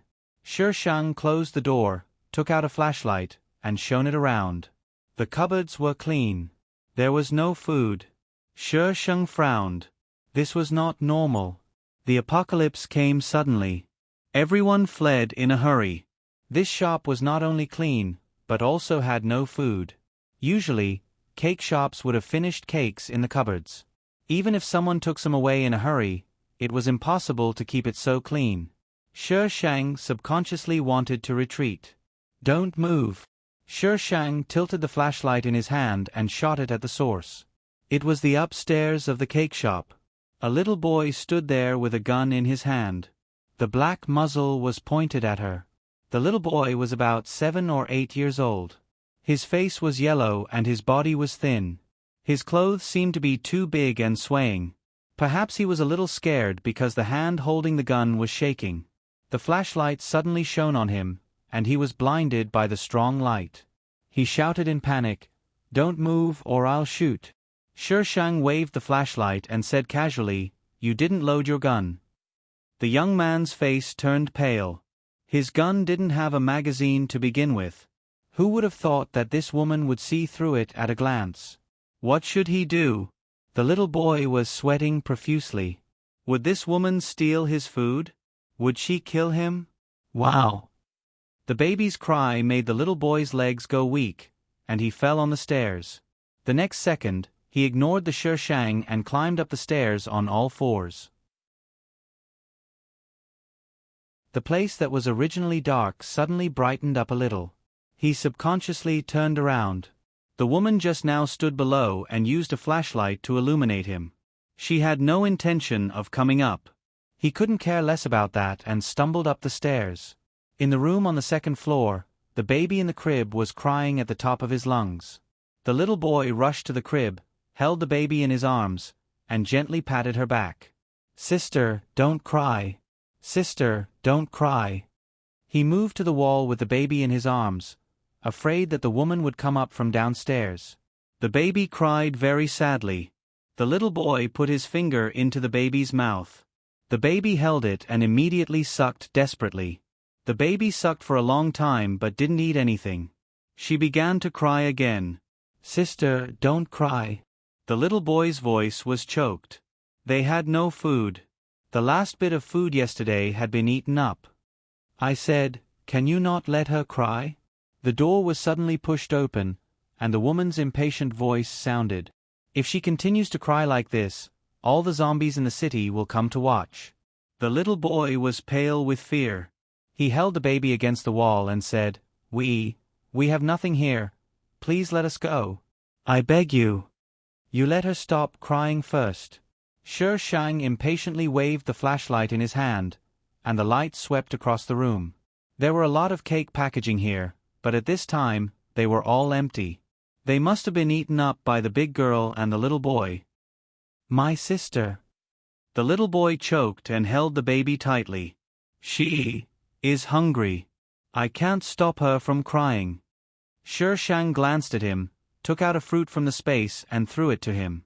The little boy looked at the fruit in front of him and looked at Shi Shang in surprise. Shi Shang glared at him fiercely. What are you looking at? If you cry again, I'll kill you. The little boy shivered and looked at Shi Shang in horror. After a while, he gritted his teeth and picked up the fruit on the ground. He had no food now. Even if the woman didn't come, he and his sister might not live for more than a few days. The little boy looked at the fruit in his hand. He didn't know what kind of fruit it was. It was green, oval in shape, and rough in skin.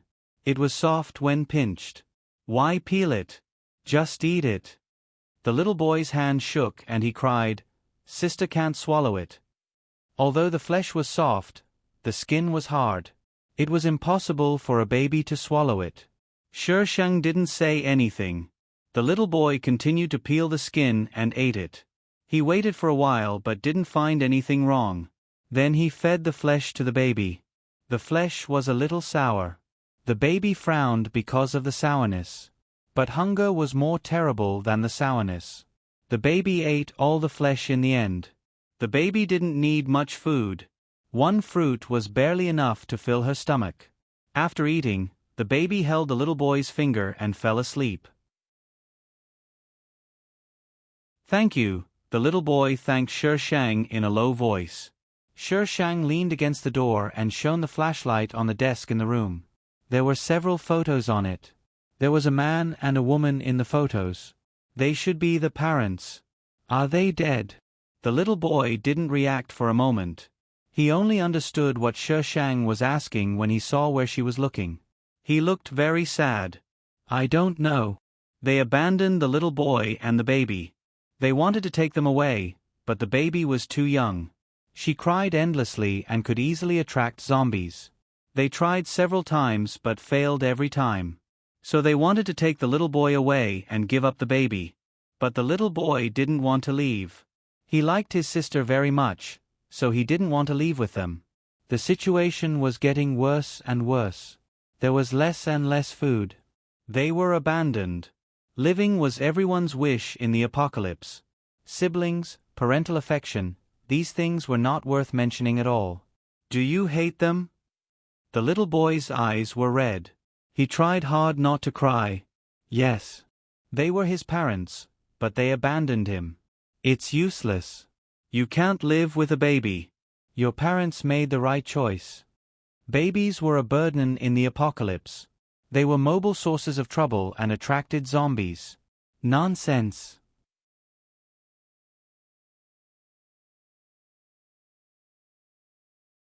Chapter 551. The little boy suddenly flipped out, but Shi Shang only gave him a half smile. The little boy suddenly fell silent. He held the baby and did not speak anymore. Shi Shang went downstairs and found a bucket of water. Electricity and water were not available now, so Shi Shang dismantled the table in the shop to make a fire and cook instant noodles. Instant noodles made her want to vomit. Shi Shang forced the instant noodles into her stomach. It was better than nothing. When she was full, she looked up and saw the little boy standing at the staircase, swallowing his saliva desperately. When he saw Shi Shang looking at him, his expression changed and he ran upstairs. Shi Shang. Would I eat people? She looked at the steaming instant noodles and scooped them out in disgust. Then she got up and went upstairs. She had taken the flashlight with her when she came down, so the whole room was dark. When she went in, the little boy was like a frightened deer huddling in the corner with the baby. Eat. Shi Shang put the noodles on the stool in the room. Shi Shang looked fierce, so the little boy did not dare to go near her. He could only sniff the fragrance to satisfy his hunger. It had been a long time since he had eaten something hot. So hungry. Rumble. Shi Shang shone the flashlight at the little boy. Do you still want I to feed you? The little boy was so scared that he trembled. After a while, he slowly walked to the stool and carefully observed Shi Sheng. When he saw that she did not do anything strange, he carried the bowl with one hand and the baby with the other and moved back to the corner. The room was very quiet. Only the sound of the little boy sucking the noodles could be heard. He did not dare to make too much noise, for fear that the woman opposite him would be angry. He did not understand why this woman would give him food. He looked at the world outside through the window. Those adults could kill their companions in order to save their own lives. They could also fall out with their family for a piece of bread. But she gave him food? Why? The little boy did not understand the question after eating the noodles. Naturally, he did not dare to ask. The woman opposite him did not seem to be easy to get along with. It was a peaceful night. When the little boy woke up, he found himself lying on the bed. He instinctively touched his side, but it was empty. His sister was missing. The little boy sat up immediately. His slightly swollen eyes scanned the room. When he didn't see anyone, his heart started to beat wildly. She didn't even bother to put on her shoes as she stumbled out of bed and rushed out of the room. Downstairs, Shi Sheng was sitting on the floor with the baby in his arms. There were some things scattered around him. She was feeding the baby with a frown. The baby was eating happily, and his not-so-soft fingers were grabbing her hair. This was the scene the little boy saw when he came down. She was definitely not gentle, and her expression was extremely impatient, but she never gave up feeding the baby. Shi Sheng heard the little boy coming down the stairs. He looked up and said, "Why is this naughty boy so annoying? Hurry up and take him away." The boy hurried over to pick up the baby. He took a closer look at the things on the ground. He had no idea where the baby had gotten the milk powder and the baby's teething stick. He looked at his sister's mouth full of milk powder and was speechless for a moment. She actually fed the baby formula directly. That's how it's done. There was water over there. "Thank you," the little boy said in a low voice. Although he didn't know where she got these things, it must have been very difficult to get them. Shi Sheng supported his chin with his hand, his eyes shining slightly. "Do you know why I helped you?" The little boy was puzzled. Why? He also wanted to know the answer. Shi Sheng smiled. "Because you love your sister very much." He loved his sister very much? What kind of reason was that? His parents loved them very much before the apocalypse. But the apocalypse came. The little boy looked at her blankly. Shi Sheng had already stood up. "I have to go. These things are enough for you to live for a while. It's up to you whether you can survive or not." She paused. "But I still don't recommend you take your sister with you. She will be a burden to you." The smile on her face was somewhat malicious. "It's easier for you to survive alone." The little boy didn't even think about it. He immediately hugged the baby in his arms and said with determination, "I will take her with me." He only had his sister. No matter what, even if he had to die, he would die with his sister.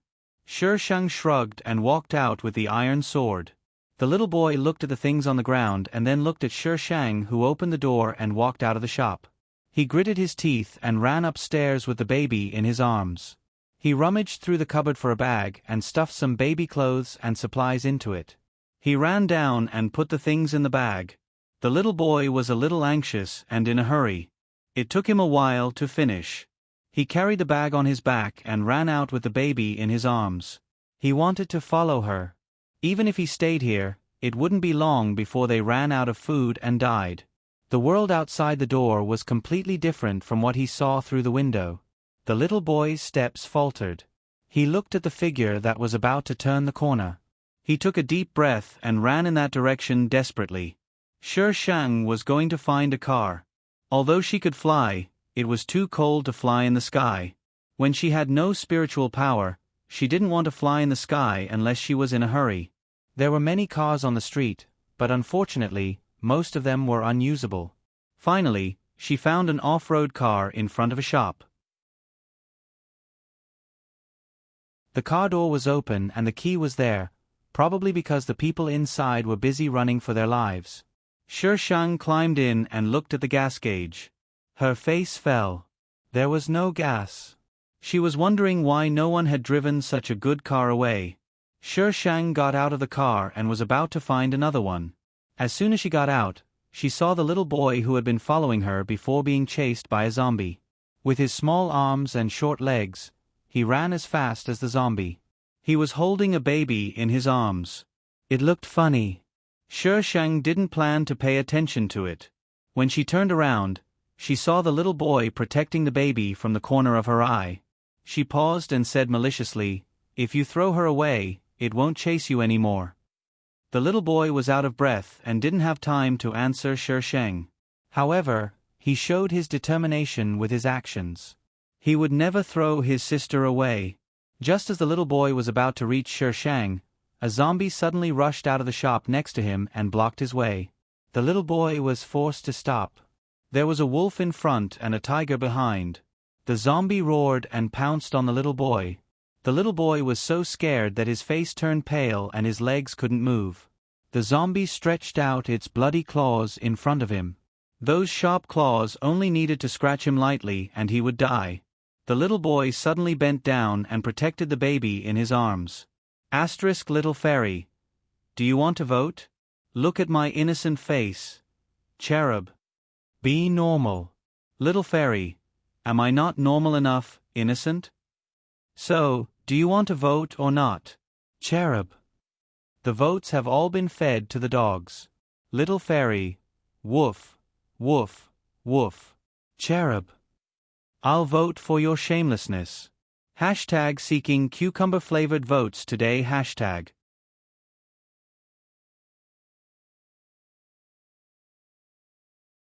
Chapter 552. A heavy object fell to the ground with a dull thud. The boy felt something splashed on his head. It was sticky and slid down his hair. A foul smell hit him in the face. He didn't feel any pain for a long time. He looked up carefully and saw the zombie in front of him. Half of its head was gone and it was lying on the ground. There was another zombie lying next to it. This one was even worse. It was cut in half at the waist. The boy touched the liquid on his face. It was sticky and disgusting. His stomach churned and he retched. You want to survive in the apocalypse with such a weak mentality? Take the kid back and wait for death. The girl's flat voice sounded in his ears. The boy was upset, but he knew that she was telling the truth. This world was no longer peaceful. There were monsters that could kill him at any time. He had to be strong. He had a sister. Sister. The boy hurried to check on the baby in his arms. He had pressed down too hard just now. The baby's face was red. If he continued, she would suffocate to death. He wiped the dirt on his face and stood up with the baby. His feet were numb. He subconsciously looked for Shi Shang, but he didn't see him. Did she leave? Well, he was a burden. Why would she bring them along? The boy was only so old. His eyes were red and tears fell from his eyelashes. Get in. The boy looked up. She drove a small donkey out of nowhere and stopped in front of him. The donkey was old, but she looked as if she was driving a luxury car. What are you crying for? Shi Shang saw the tears on his face and immediately scolded fiercely, Haven't you heard that a real man bleeds but not tears? The boy touched his face and nodded slightly. He sat behind the donkey with the baby in his arms. To be honest, Shi Shang wasn't good at driving the donkey. The car was crooked and the boy was afraid that he would be left behind. Shi Shang changed to another car on another street. Only then did the little boy's anxious heart relax. Driving a four-wheeled car and driving a two-wheeled car were two completely different people. It was amazing. The boy was called Yi En and the baby was called Yi Ran. Their parents probably wanted them to be safe. Unfortunately, they were the ones who abandoned them in the end. Sister, where are you going? Yian asked cautiously. Yao Guang Base. The female lead was there. She still had to find Jing Ji, but she didn't know where to find him, so she went to Yao Guang Base first. Yian obviously didn't know what the Yao Guang Base was. The roads leading out of the city were all blocked, and there was no way for the car to pass. Shi Shang had no choice but to get out of the car. Are you airsick? Shi Shang held the car door and asked Yan, who was carrying Yi Ran out of the car. Airsick? There are no planes now, Yan said weakly. Why did she suddenly ask him this question? Moreover, he didn't know if he would faint because he had never been on a plane before. Obviously, Shi Shang didn't care about Yan's answer. She just asked casually and then took out the iron sword. Under Yan's puzzled gaze, the iron sword suddenly became bigger and floated in the air. Yan. It grew bigger. The sword had become bigger. It was so magical. Was this magic or immortal magic? It must be an immortal technique. That sword looked like an ancient immortal's weapon. Get up. Shi Shang pointed at the iron sword. Boys were more interested in this kind of weapon. Yan was young and naturally didn't think so much. He sat on the iron sword excitedly with the baby in his arms. It didn't move at all when he sat on it. It was so magical. As soon as Shi Shang jumped on the iron sword, there was a sudden violent explosion behind them. A group of people rushed out of a building with smoke and dust behind them. A zombie shot out of the smoke and dust. Help! Wait for us! Shi Shang asked the iron sword to fly high. The people on the ground were so angry that they stomped their feet. Come down and let us go up. Shi Shang didn't move. Some people on the ground even began to throw their superpowers up. However, Shi Shang was too far away from them. Their superpowers couldn't reach that high at all. Yan's face turned pale. He didn't know if he was frightened by the people on the ground or because the sword was too high. Roar! The low roar of the zombie and the shouts and curses of the people on the ground were intertwined. Shi Shang's eyes were calm. He stepped on the iron sword and went out of the city. Ugh! Yan held the trunk of a tree and vomited violently. It was so uncomfortable. Shi Shang held Yi Ran and looked at Yan with disdain. Yi Ran scratched Shi Shang's face with her little claws. Even if she was malnourished, the skin of a baby was much better than that of an adult. Shi Shang lowered her head to look at her. Yi Ran was babbling. Her eyes were sparkling like untainted crystals. Shi Shang patted her back. When Yan was almost done vomiting, he stuffed the sword into his hands. Yan's face was pale. When he saw Yi Ran, he immediately smiled. Shi Shang looked at them without saying anything. After a while, he turned around to find a car. He found another car outside the city and the three of them went on the road again. The dilapidated road was full of bloodstains. Abandoned cars and broken limbs could be seen occasionally on the side of the road. The hot weather had turned the whole world into a steamer. A group of people rushed out of the woods beside the road. There were about a dozen of them. All of them were strong. The weather was so hot that some of them didn't even wear clothes, revealing the tattoos on their bodies. They stopped in the shade beside the road. Boss, we ran out of water. F***ck. The rough man called Boss cursed. How far are we from the nearest city? Someone unfolded the map and looked at it. At least 30 kilometers. The group howled. 30 kilometers. Wouldn't they die if they walked there? What are you howling for? Go and look around. The boss waved his hand impatiently. The group of people dragged their tired bodies and spread out. Just when they didn't find anything, the roar of a car suddenly sounded on the road. The group of people immediately looked toward the road. The next second, everyone's face changed. There was a car. But there was a group of zombies behind the car. Two of them ran very fast. Level 2 zombies. Run! The boss yelled at the top of his lungs, and the group of people started to run madly forward. The speed of the car was faster than their legs. Soon, it overtook them and ran to the front. The car drove for a distance. Suddenly, it stopped and slowly backed up. It was a truck. The door at the back was opened. Someone waved to the people below. Come on. The people who ran fast rushed into the truck. It's too late. The driver stuck his head out and shouted, I'm going to drive. Wait for us. Wait for us. Boss. Help. Hurry up. Hurry up. There were still people at the door. They tried to reach out to the people behind. But those people were too tired to catch up. The truck sped up. The slower people were getting farther and farther away from the truck. In the end, they were drowned by the zombies. The people who got into the truck were scared.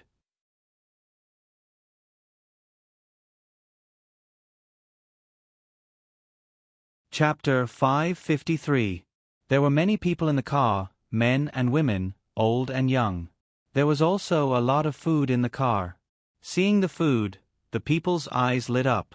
Food. A middle-aged man handed them a few packs of compressed biscuits. Eat some first. Thank you. These people also grabbed the biscuits, opened them and wolfed them down. A girl in clean clothes was sitting in the corner. She frowned and looked at the group of people. She was the female lead, Mu Xian. After escaping from that place, she was separated from the group of people. She went back to find her parents, so she had to go back by herself. She didn't expect that there would be a group of people in her house. Even the neighbors were there. Her father was a helpful person. Although she had expected such an ending, she didn't expect there would be so many people. There was even a baby. She didn't want to take these people away. Even if she had the supermarket as her backing, she still needed to exchange things with the supermarket. How could she afford to feed so many people? Her father threatened her that if she didn't take these people away, he wouldn't leave either. Mu Xian had no choice but to take this group of people on the road. But now she picked up a few more people. Mu Xian was upset when she thought about it. Xiao Xian. The middle-aged man walked to Mu Xian. Are you still angry? Mu Xian pulled a long face and said in a low voice, Dad, they are not good people. You let them come. Aren't you harming us? Father Mu disagreed, but they were chased because of the zombies we attracted. Now it's the end of the world. We should be more united. Mu Xian was angry. Now everyone just wanted to survive. Who cared about others? Xiao Xian, you can't be so selfish. We have the ability. Why don't we help them? Mu Xian was so angry that she didn't want to talk to Father Mu. She did it for their good, but in their eyes, she was selfish. Mu Xian closed her eyes and didn't speak. Father Mu looked at Mu Xian and opened his mouth, but he didn't continue. Shi Sheng picked up a map from a family. Finally, they didn't go the wrong way. The baby's cries continued in the hot and stuffy carriage. Shi Sheng was a little annoyed. Why is she crying? Yian didn't know why Yiran was crying. He coaxed her for a long time but she didn't stop crying. He fed her food but she didn't eat. Shi Sheng glanced at Yi Ran from the corner of her eye. Help her take off one of her clothes. Yian took off Yi Ran's clothes clumsily. After taking off her clothes, Yi Ran moaned for a while and stopped crying. The weather had suddenly become hot these few days. Yian was still a child, so he didn't know anything about it. All he knew was to imitate adults. Shi Sheng rolled down the car window a little, and the hot air blew in from outside. This weather would last for several months, and it would only get hotter after that. It was simply unbearable. Sister, are you hungry? Yian tore open a bag of biscuits and handed it to Shi Sheng. Shi Sheng only wanted to eat ice cream now. How could he eat this? He shook his head and refused. Yian knew that food was precious now. He only ate a few pieces and stopped eating when he wasn't hungry. Sister, the road ahead seems to be blocked. Yian looked ahead. Some cars were parked in front of them, and some people were walking around. Shi Sheng parked the car behind them and said, Stay in the car. Yian nodded like a chicken pecking rice. Shi Sheng walked forward. There were soldiers in front of them picking up people. These people were going to leave with the army. When can we leave? What if zombies catch up with us? What are you afraid of? They are here. Even if zombies come, they will be there to deal with them. Someone next to them sneered, In this world, it's good enough that they are here to pick us up. If zombies really come, they will be fine even if they don't help us. It's better to count on ourselves than on others. You have a superpower. It's easy for you to say that. What can ordinary people like us do? Ordinary people can also kill zombies. Most of the people in the army are ordinary people. Are they different from you? A man needs a woman to protect him. Don't you feel ashamed? The two sides argued from words to hands. Shi Shang was blocked for a moment. He didn't go back until his people pulled them away. Before he reached the car, he saw a woman pulling the car door and fighting for something in the car. Shi Shang frowned and strode over. He grabbed the woman's collar and pulled her aside. The woman staggered and stared at Shi Shang after she stood firm. Who are you? Mind your own business. The woman was holding a can of milk powder and baby clothes. Shi Shang took them back. The woman was not as fast as Shi Shang. She could only watch the milk powder being taken back. Give it back to me, you shameless woman. Give it back to me.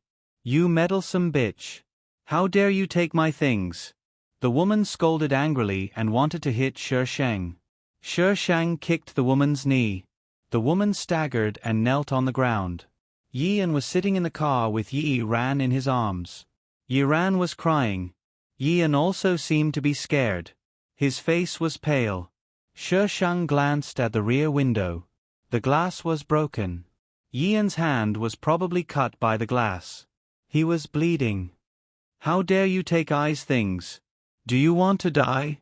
Shi Shang pointed his iron sword at the woman. The woman's painful and twisted face was reflected on the iron sword. It was ugly. People around were curious and looked at them.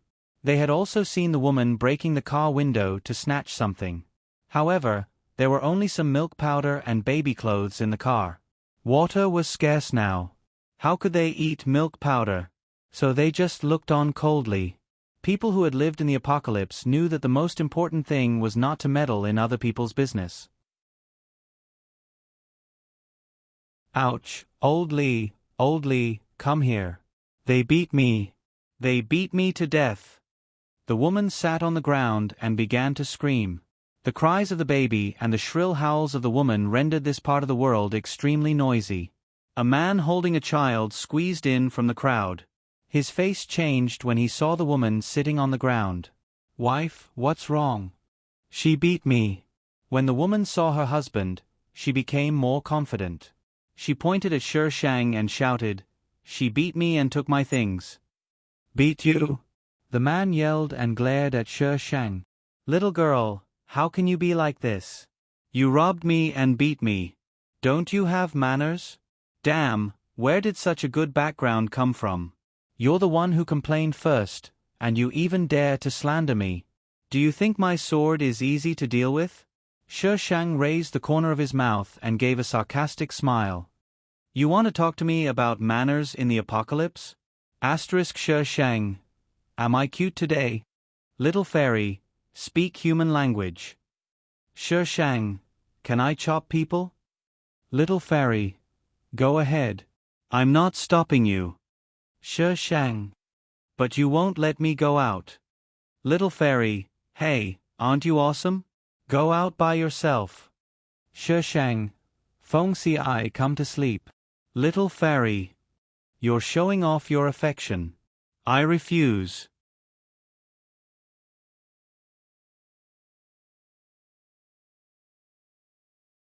Chapter 554. Shi Shang's words made some onlookers laugh. There was no humanity in the apocalypse. How could they be educated? You can't rob us. Give it back to us. The man roared in a rough voice. Shi Shang raised his iron sword and swung it down. Both the man and the woman were shocked. Their bodies reacted faster than their brains.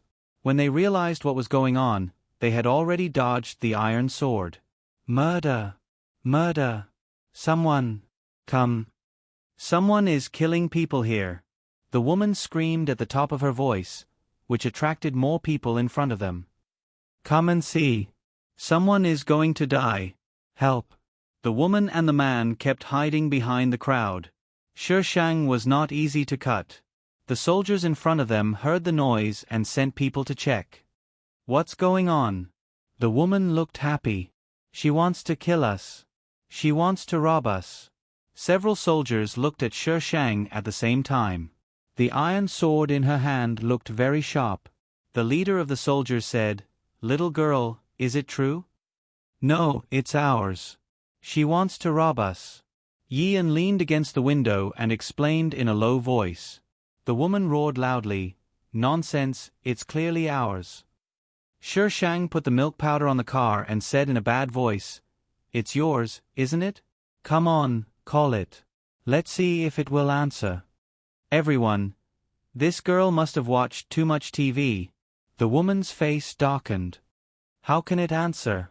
Are you crazy?" "I'm crazy, so you'd better not mess with me."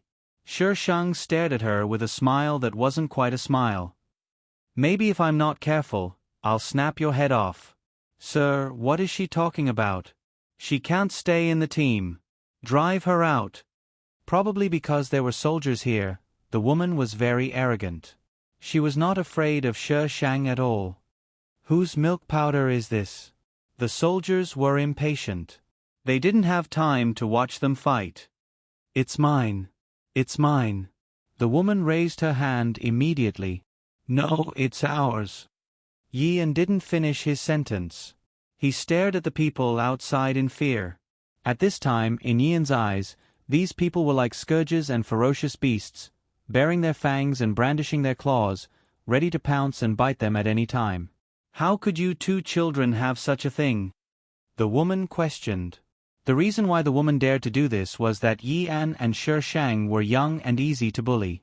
Some people came over from the woman's side and spoke up for her.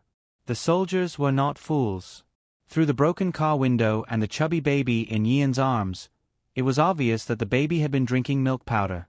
She then looked at the child in the man's arms. His face was sallow and emaciated, and his hair was dry and yellow.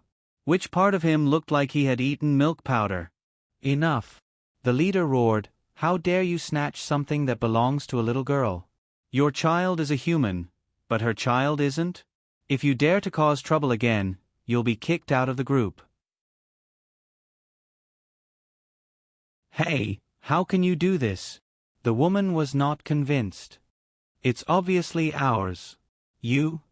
The woman, who was about to fight with them, was pointed at by several guns. She immediately gave up. She glared at Shi Shang unwillingly and left dejectedly. "Little girl, people are not what they used to be. Be careful." Shi Shang smiled. There was no malice or kindness in his smile. It was a very calm smile. The soldiers looked at each other. This little girl's aura was really strong. "Disperse. Disperse. Don't make any noise." As soon as the woman and the man returned to their group, they saw Mu Exen getting out of the truck with a straight face. She shouted at the top of her voice, "Mu Exen." Mu Exen frowned and looked over. When she saw who it was, she was very unhappy, but she still greeted, "Aunt Li, Uncle Li." This family was Mr. Mu's neighbor. They were usually greedy and couldn't bear to be taken advantage of. Because Mr. Mu was easy to talk to, this family often took advantage of him. "Xiao Xian." Aunt Li stepped forward and held Mu Xian's hand. Her tears immediately fell. "Look at my child. He's dying. Can you help, Aunt Li?" Mu Xian glanced at the child. She couldn't bear it, but in the end, she said stiffly, "What can I do?" "Xiao Xian, I don't have anyone else to ask. I know you're very capable. Please help me." Aunt Li cried. Mu Xian's supermarket had baby milk powder, but it needed to be unlocked. She couldn't unlock it yet, so she couldn't exchange it at all. "Aunt Li, I really don't have a way." "Xiao Xian, you can't leave him in the lurch." Aunt Li became sadder as she spoke. "I'll kneel for you." Although she said that, she had no intention of kneeling at all. Mr. Mu happened to hear this and walked over. "Aunt Li, what's wrong? Why do you have to kneel?" Aunt Li wiped her tears and said in a choked voice, "Our Huzi hasn't eaten for the past few days. If this continues, I'm afraid he can't hold on. I'm not very capable, but your Xiao Xian is very capable, so I want to ask Xiao Xian to think of a way. It wasn't easy for me to give birth to such a son. Who knew that the damn end would come? Whoa, Why is my life so miserable?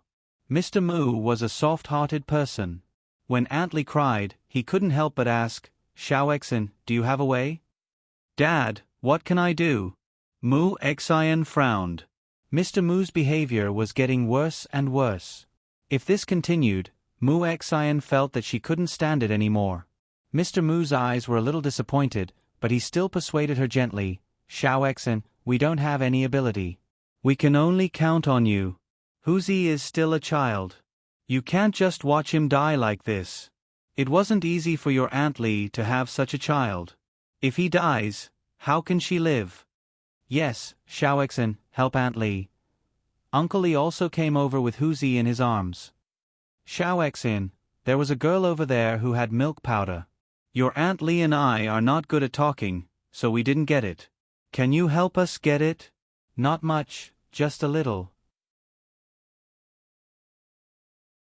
They were far from the place where the incident happened. Moo Xian was in the car, so she didn't know what happened over there. But she knew this family's character. They must have failed to get anything good from the other party, so they came to ask her for help. Moo Xian said coldly, we are so short of supplies now. Even if they have milk powder, they won't give it to us. Xiao Xian, go and help them. If it doesn't work, we can exchange it with food. Mr. Moo began to suggest, they must have adults who need to eat, right? That's right, that's right. Aunt Lee chimed in. Moo Xian, they didn't have much food left, okay?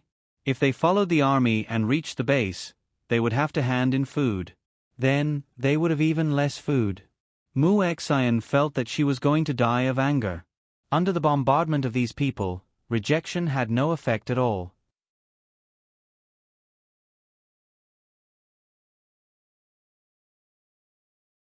Chapter 555.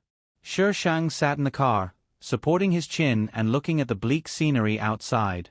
Yian had coaxed Yi Ran to sleep and bandaged the wound on his hand.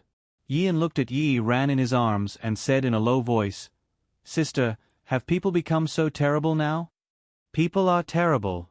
Shi Shang's voice was clear and steady, without any emotion. Yian looked up, and there was a little confusion on his childish face. On second thought, it was not so difficult for these people to do such things since their parents abandoned them. He hated the apocalypse. If there was no apocalypse, he would still be the baby of his parents. His sister would not have to suffer so much. However, there was no if. The apocalypse came. Excuse me. The voice came from Yian, but there was no more. Moo Xian looked at the girl sitting in the passenger seat in surprise.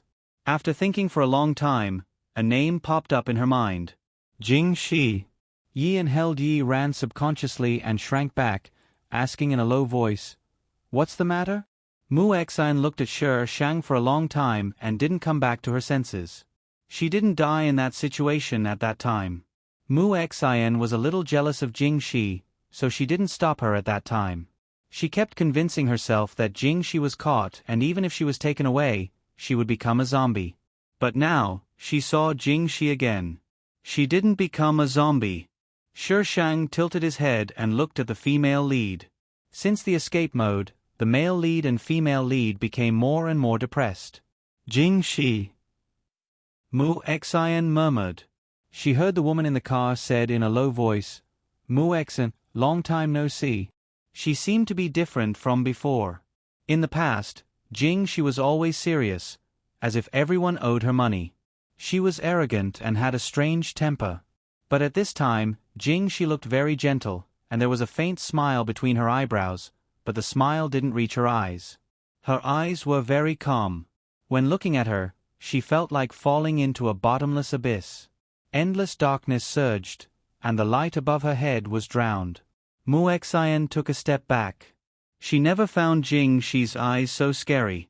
Moo Xian completely forgot what she came here for, turning around and running away. Shi Shang blinked. Am I so powerful now? The female lead ran away when she saw me. Fear. Yian was also at a loss. Why did that girl look at his sister as if she had seen a ghost? The military finished counting very quickly. Those who didn't have cars took military trucks, while those who had cars drove. However, because some of the cars could no longer be used, many people were stuffed into these cars. When the army came to talk to Shi Shang refused with a cold face. Her car was an off-road vehicle, so it was very spacious and could fit several people. However, since she was so uncooperative, the people in the army couldn't do anything about it. After all, the car was hers now. Even if other people had opinions, they couldn't do anything to her. She was a young lady who would resort to violence at the slightest disagreement. There was still a lot of space in Mu Xian's truck. With Father Mu's help, many people were naturally stuffed inside. The team moved slowly. This team was heading to the Yao Guang base. Shi Shang was going to the Yao Guang base to wait for Jingji. She didn't know where Jingji was. She definitely wouldn't be willing to look for him. Anyway, according to the plot, Jingji would arrive at Yao Guang base. All she needed to do was to wait there and watch the female lead. The team didn't travel at night and rested on the road. The driver's seat must be kept occupied so that they could leave immediately if there were any changes. However, there were still some people who didn't want to sit in the seat and got out of the car to get some fresh air. The army gathered all the water powers together to provide water for the entire team. Probably because Shi Shang refused to carry anyone in the car, the army didn't give her any water. Shi Shang mixed milk for Yi Ran in silence. She used mineral water. However, this kind of milk powder was cold and didn't taste very good. Yi Ran frowned after drinking it. Her little face was wrinkled. Shi Shang reached out and pinched it. It was absolutely comfortable to pinch a child's face. Shi Shang was a little addicted to pinching. "Sister." Yian looked at Shi Shang and whispered, "Xiao Ran is going to cry." Shi Shang hated naughty children the most and immediately withdrew his hand. Yian felt sorry for his sister's face and rubbed it for Yi Ran. Knock knock. A man in camouflage stood in front of the car and knocked on the glass. The window on Yian's side was broken. Shi Shang blocked it with something, so the only window that could be opened was on Shi Shang's side. However, Shi Shang put his legs on the steering wheel and leaned back against the driver's seat. He had no intention of opening the window at all. The man knocked a few times patiently. Yian looked at Shi Shang and then at the strange man outside. He decided to pretend that he didn't see anything. The man couldn't knock in front, so he went around to knock on the glass beside Shi Shang's side. It seemed that if Shi Shang didn't open the window today, I would keep knocking on the glass. Shi Shang reached out to roll down the window and said angrily, "If you have a problem, take medicine. If you can't cure it, kill yourself. Why are you looking for me?" The man choked. Why was this little girl so sarcastic? After a while, the man said, "Little girl, it's like this. Do you have milk powder here?" Shi Shang was still angry. "It's none of your business." This little girl was not sarcastic. He took a deep breath. "There are 2 babies in the team. They are too young and need some milk powder. We can exchange food with you." "No. Goodbye," Shi Shang said and was about to roll up the window. The man quickly blocked it with his hand. His face twisted in pain. "Little girl, this is life-saving. If you have more, please."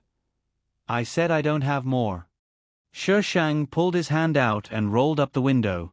The milk powder left was only enough for Yi Ran for half a month. There was no extra for others. The man stood outside for a while, holding his hand, and then left. However, not long after, the man came back with several people. Someone knocked on the window again. Shi Shang was very impatient. He opened the door and got out.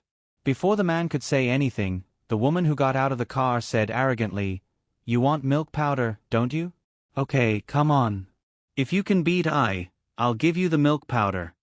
These people were endless.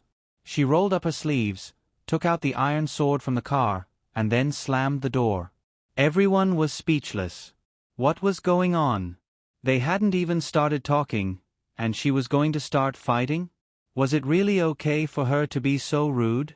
They looked at the man who had a different aura. It was too dark, so Shi Shang couldn't see his face clearly. He was tall and had a strong aura. The river flows to the east. The stars in the sky are the Big Dipper. Let's do it. Take out your sword. Take action when necessary. Go up to the ninth heaven. If you don't vote, we'll see you on the battlefield.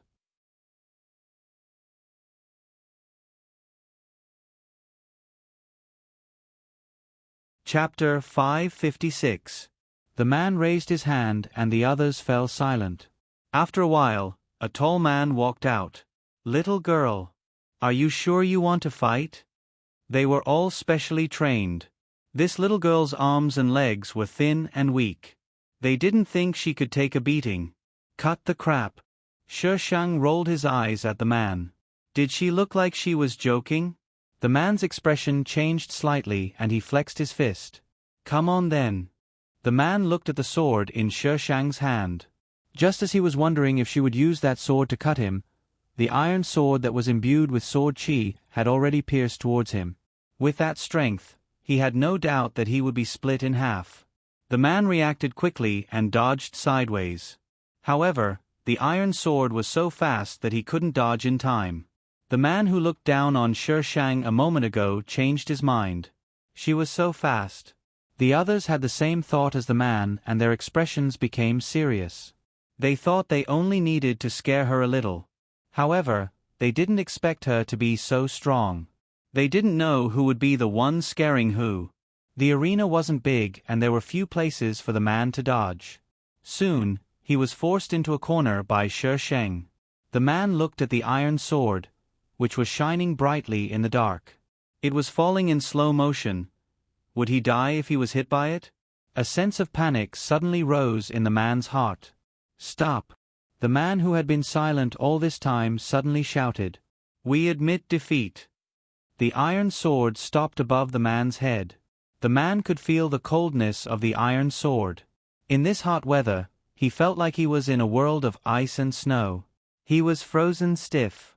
Shi Shang put away his sword and walked back to the car. He opened the door and said, Goodbye. The car door closed with a bang. The man who was still in a daze was awakened by the sound and his eyes fell on the car. He had been suppressed and beaten. He didn't even have a chance to fight back. Of course, the man thought it was because of Shi Shang's iron sword. Otherwise, he wouldn't be in such a sorry state. Captain, what should we do? Someone asked the man. They only wanted to exchange food for milk powder. Now, it seemed that they might not be able to get it even if they wanted to. This girl's combat power is very strong. We'll think of another way. The man glanced at the off-road vehicle and turned to walk back. They were soldiers, so it was impossible for them to rob someone. The others could only follow the man and leave. Shi Shang's eyes turned cold as he watched those people disappear into the long line of cars. Han Yu, the male lead of this story. The strange thing was that Han Yu had a wife, and his wife even gave birth to a son. At this time, his wife should have given birth to his son, but there was no milk or milk powder. He was here for his son. The female lead would be on good terms with Han Yu's wife in this incident because she gave their son milk powder, so both of them were very grateful to her. After Han Yu's wife died, Han Yu was very depressed. The female lead saved him many times. Between life and death, the two gradually fell in love. In the end, the male lead walked out of the pain of losing his wife, and the female lead ended her unrequited love for Jingji. The two of them were happy together. Sister, sister, Yi-An called Shi Shang several times in a row. Shi Shang blinked and turned to look at Yi-An. What's the matter? Yi-An's face was a little pale. He trembled and pointed to the distance. I saw a lot of zombies coming towards us. Zombies? Shi Shang looked in the direction Yi-An pointed, but only saw darkness. There really is, sister. Yi-An's face was even paler, and his voice was trembling. They're coming. Shi Shang rolled his eyes and packed up the few things in the car. Carry her and get out of the car. Yi-An's body was weak. He held Yi-Ran and didn't open the car door several times. In the end, Shi Shang opened the car door from the other side. Yan got out of the car, trembling. What are you afraid of? They haven't come yet. Even if they come, there are so many people to be scapegoats. You won't lose anything. Shi Shang rubbed Yi Yan's head. Give her to me. Yi Yan didn't understand Shi Shang's theory of, there are people to accompany you even if you die. He just handed Yi Ran to Shi Shang with a pale face. Follow me closely. I won't go back to find you if you get lost.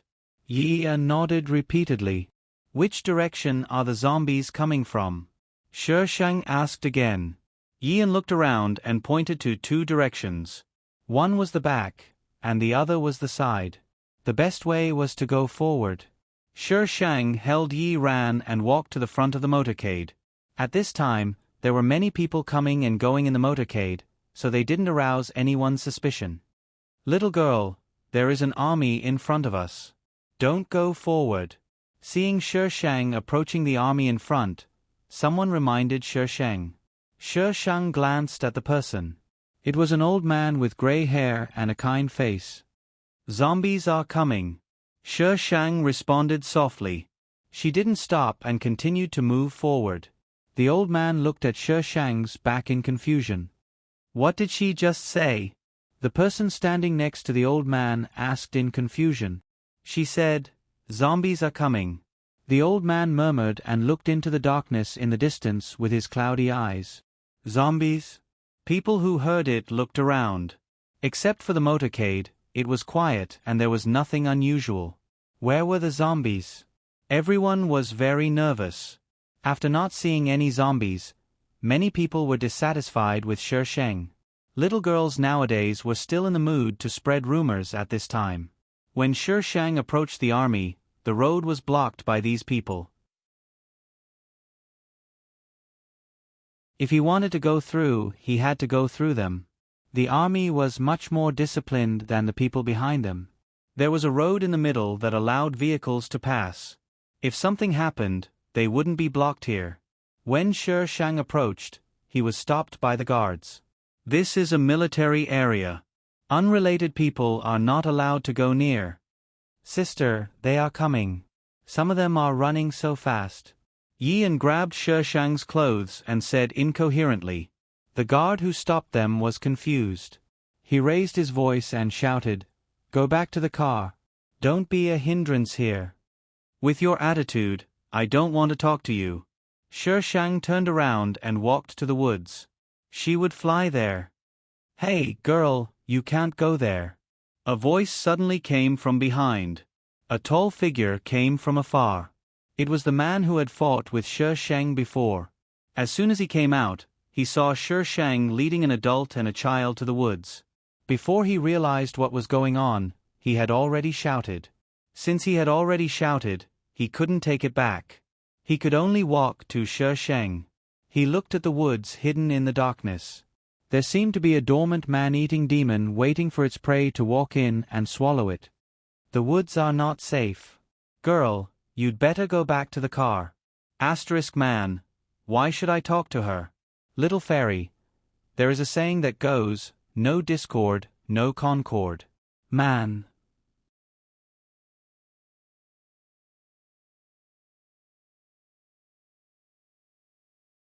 Chapter 557. I want to leave here. Shi Shang's tone was very light. So late.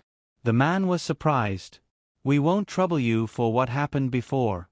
Our captain will never break his promise. You can rest assured. The man thought that Shi Shang was afraid of them, so he immediately expressed his position. Sister. Yi Yan called her with a trembling voice. Only then did the man find that Yi Yan's face was extremely pale, and he was frightened as if he had seen something terrible. The man couldn't help but feel strange. Why did he look so scary? Shi Shang patted Yi Yan's head to comfort him and said to the man, Just take it that I'm narrow-minded and bear a grudge. She bypassed the man and walked into the forest. Yi Yan trotted to keep up with her. When her figure was about to disappear, the man suddenly heard her voice drifting over. Run away if you don't want to die.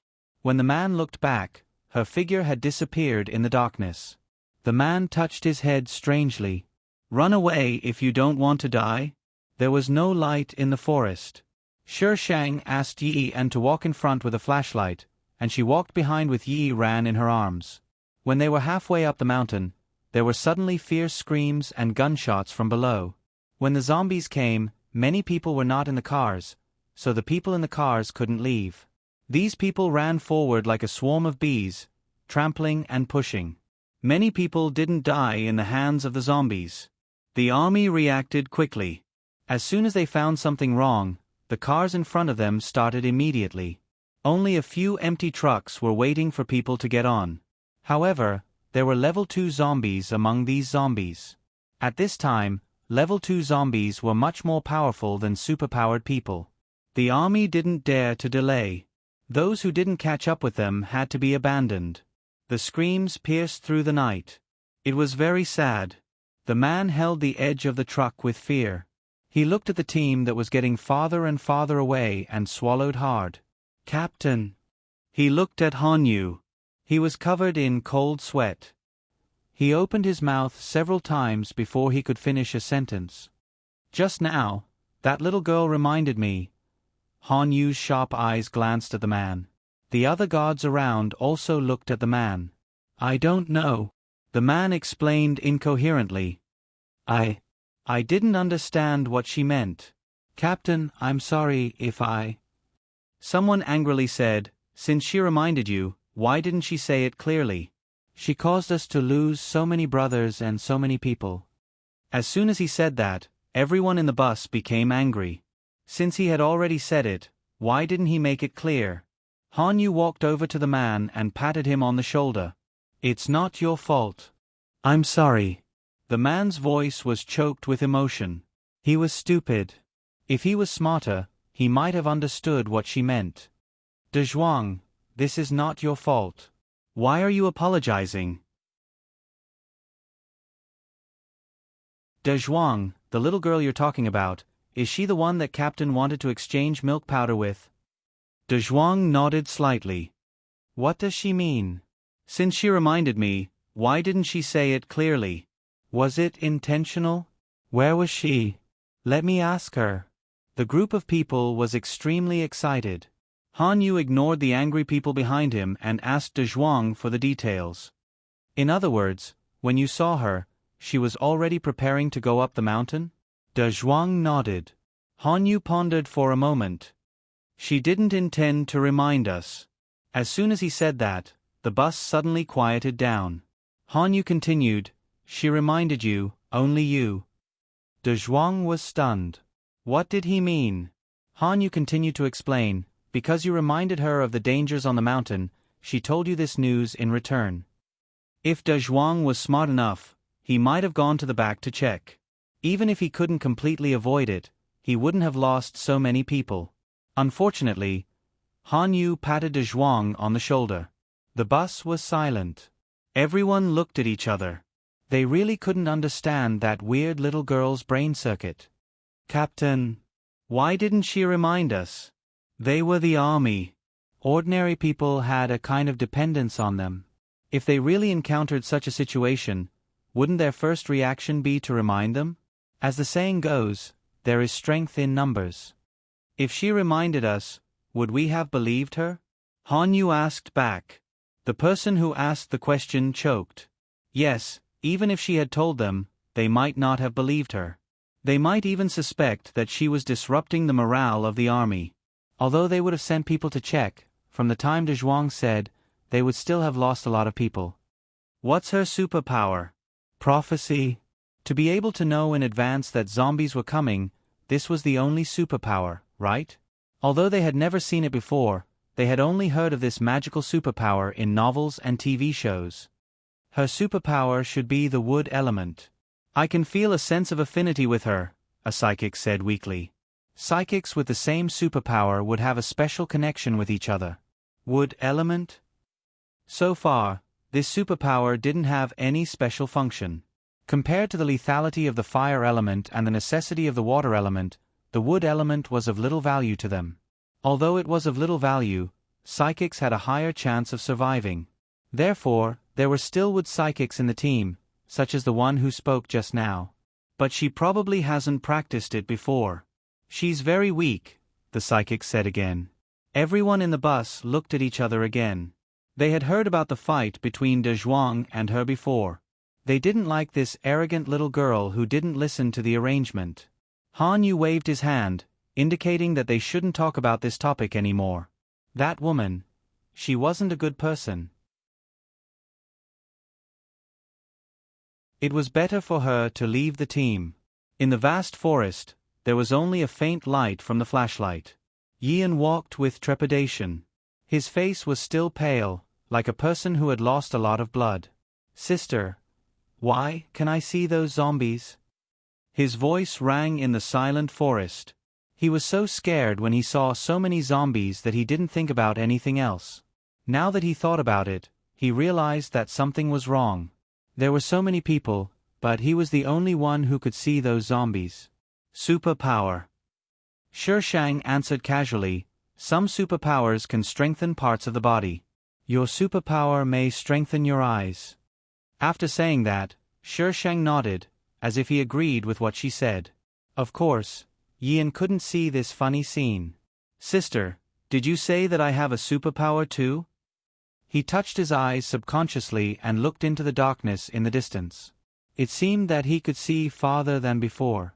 Yian's eyes suddenly hurt, as if his brain was pricked by needles. His body swayed and fell to the ground. The flashlight rolled down the slope and the surroundings fell into darkness. Ouch! Yian covered his head and curled up in pain. It was so painful. Shi Shang. This idiot. She went forward to pick Yian up and put him against a tree trunk. Relax. Don't use your superpower. Did he know how to use it? Shi Shang was speechless. It was so hard to raise a naughty child. Close your eyes. Don't look at anything. Feng Ci. Why am I not online yet? Little fairy. Don't worry. Feng Ci. I miss my wife. Little fairy. Believe it or not, I won't let you go online. Shi Shang draws his sword. Little fairy. Go, go, go, go now.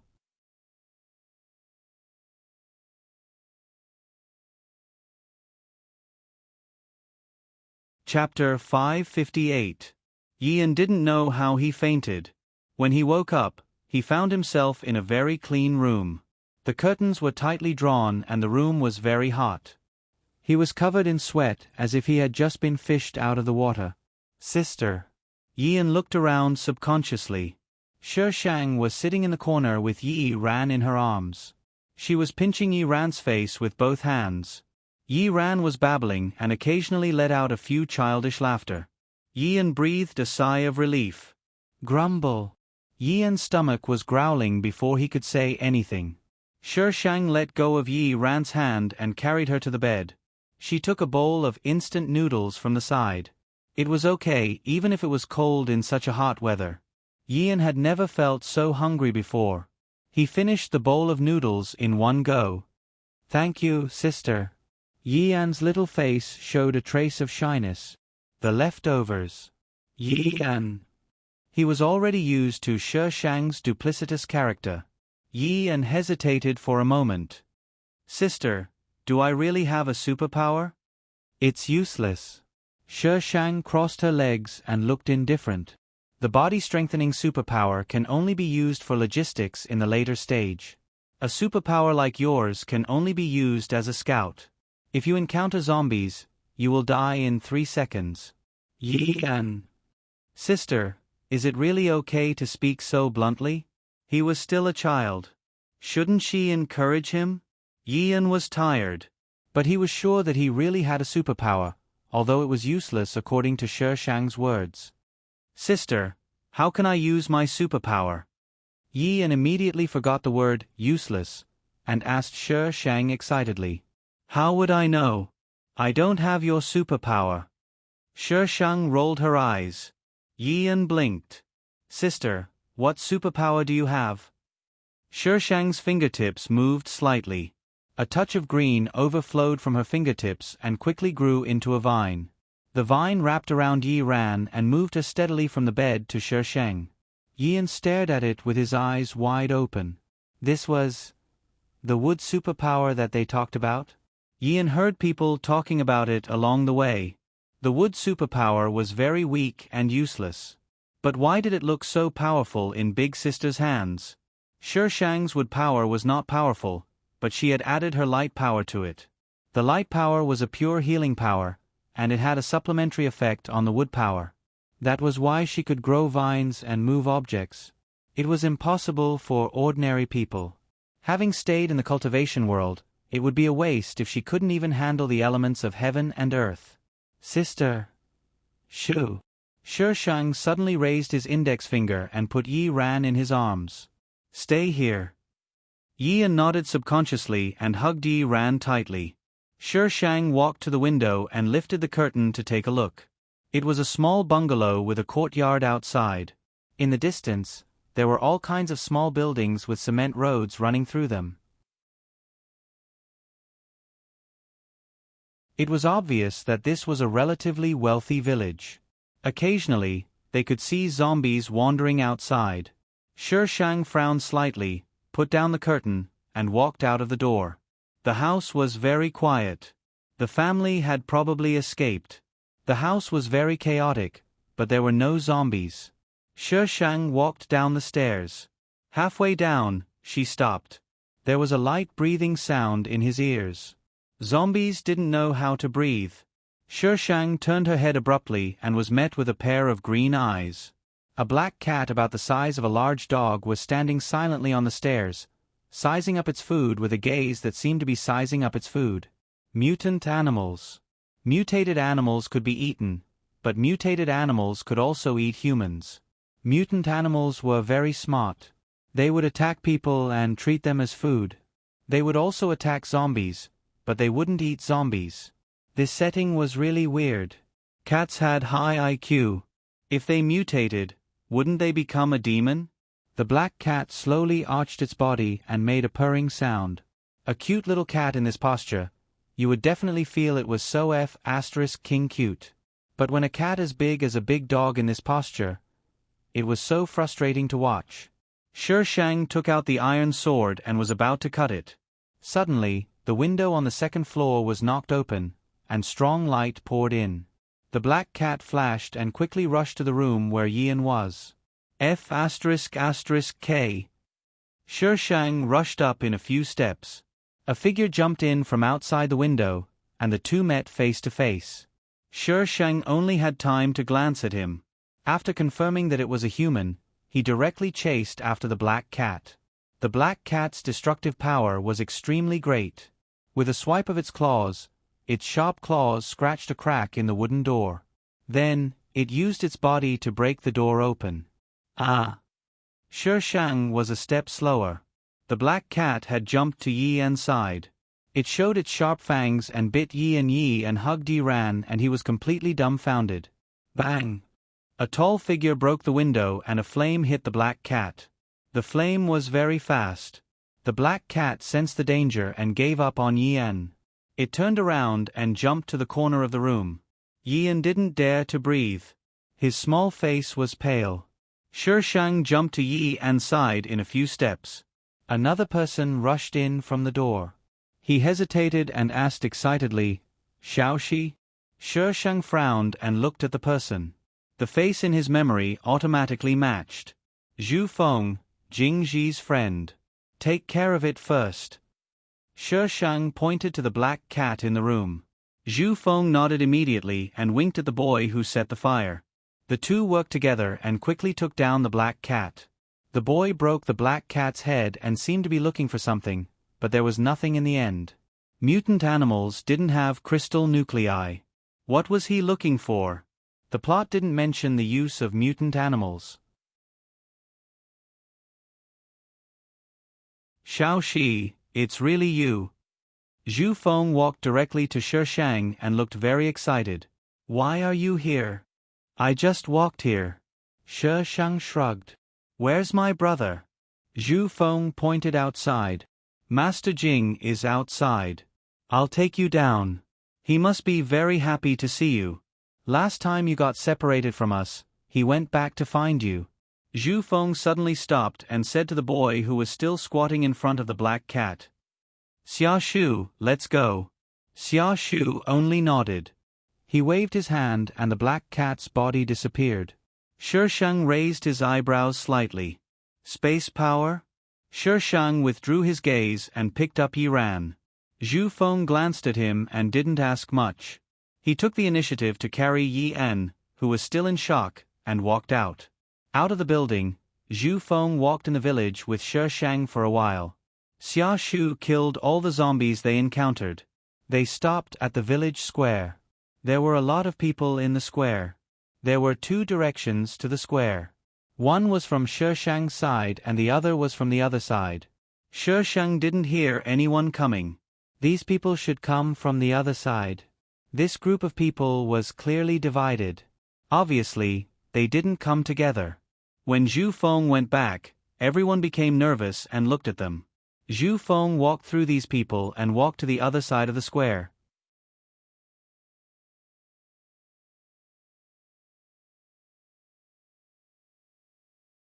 Chapter 559. Jingji leaned against a modified off-road vehicle with his head slightly lowered. He was holding a map in his hand, but his eyes didn't seem to be on the map. In such a chaotic world, his white shirt was not dirty at all. It was so clean that he looked like a Prince Charming who was sought after in the campus. Jingji seemed to feel something. He suddenly raised his head and looked straight in the direction of Shi Sheng. A few seconds later, he rushed to Shi Sheng, but stopped a few steps away. Shi. He opened his eyes and called her tentatively. Brother. Jingji's breath stagnated for a few seconds. He stepped forward and stretched out his hand. After a while, he hugged Shi Sheng into his arms. His scent was very pleasant, with a familiar scent. It ironed the tip of her heart and made her feel slightly warm. Sure enough, the more she experienced the world, the more familiar she became with him. Wah! A baby's cry suddenly sounded. Only then did Shi Sheng remember that he was still holding a naughty child. Jingji let go of her and looked down at Yi Ran in her arms. His face suddenly darkened. Who is this? Shi Sheng was speechless. A naughty child I picked up. Yi En and Yi Ran were left outside. Jingji took Shi Sheng to an RV, and the people inside were driven out. Are you hurt? Jingji looked at Shi Sheng and asked gently. Shi Sheng shook his head, his eyes constantly wandering around Jingji. He was very nervous about her, but other than nervousness and worry, she didn't see any other emotions. In other words, Jingji only had brotherly feelings for Jingxi, and there was no love between a man and a woman. Perhaps, Jingji used to like Jingxi, but Feng Xiai took over his body and no longer liked Jingxi. Shi Sheng was a little helpless. Jingxi's last wish was to confess to Jingji, but the person in front of him was not Jingji. Her last wish could not be fulfilled after all. You said it as if you would confess if the person in front of you was Jingji. Hashtag the system has seen through the host scum attribute hashtag, Shishi. Why are you looking at me? Jingji rubbed Shi Sheng's head. Were you frightened outside? Yes, I was scared. Shi Sheng nodded. Give me a hug. Jingji looked into her eyes and his heart skipped a beat. A trace of doubt flashed through his eyes, but he still walked over and hugged her into his arms. I'm sorry. It's all my fault. I didn't protect you well. Jingji blamed himself. If he hadn't been distracted, he wouldn't have been separated from her for so long. He didn't know how much she had suffered outside. Aren't I perfectly fine? Jingji hugged her silently, probably because he really blamed himself. The two of them stayed in the RV for a long time. When they came out, some people looked at them with gossipy eyes. Their young master Jing usually didn't like to talk to people. He had never lost his composure like today. These people followed Jingji later. They only knew that Jingji was looking for someone, but they did not know who he was looking for. What are you thinking about? Zhu Feng patted them one by one and warned, That is Master Jing's sister, Jingxi. Mind your words. Ah. Younger sister? She wasn't his girlfriend? But they don't look alike at all. Jing Ji and Jing Shi really didn't look alike. If Zhu Feng hadn't said it, they wouldn't have guessed that they were siblings. Zhu Feng touched his chin thoughtfully. Maybe, one looks like dad and the other looks like mom? He really didn't notice it before. Now that they reminded him, Zhu Feng realized that the two of them didn't look alike at all. Jing Shi was the kind of doll that leaned toward the west. She had curly blonde hair and was definitely comparable to Barbie. But Jing Ji, he was more like the East Celestial Abstinence Prince Charming. He changed into an ancient costume and went to film. With that face, he could become popular all over the country. In Zhu Feng's eyes, Jing Ji was a contradiction. He could freely switch between gentleness and indifference. When he was with Jing Shi, he was patient, gentle, and considerate. But when he was with others, that cold look in his eyes was enough to make you feel intimidated. If he didn't know that they were in the same household register, Zhu Feng would have suspected that they were not siblings, but a couple. Zhu Feng, young Master Jing's sister is so beautiful. Do you think young Master Jing will punish us if we pursue her? Zhu Feng looked at the boy who spoke and said unfathomably, "You will soon know how much young Master Jing cherishes his sister. You can think about this problem when the time comes." Xia Shu glanced at Zhu Feng and turned to walk to another car. "Hey, Xia Shu, wait for me." Zhu Feng pushed away those who pestered him with questions and caught up with Xia Shu in a few steps. "Xia Shu, was there a mutant cat just now?" "No." Xia Shu's lips squirmed and his voice was low and deep. "No again?" Zhu Feng scratched his head and followed Xia Shu into the car. In everyone's eyes, Jing Ji, who didn't do any housework, actually started to cook. The group of people was so shocked that their jaws almost fell to the ground. Who was young Master Jing? He was a god who didn't eat the food of mortals, but now he was cooking with his sleeves rolled up. How disillusioned. Zhu Feng sat down proudly. He was shocked just like that. He was scared silly later on.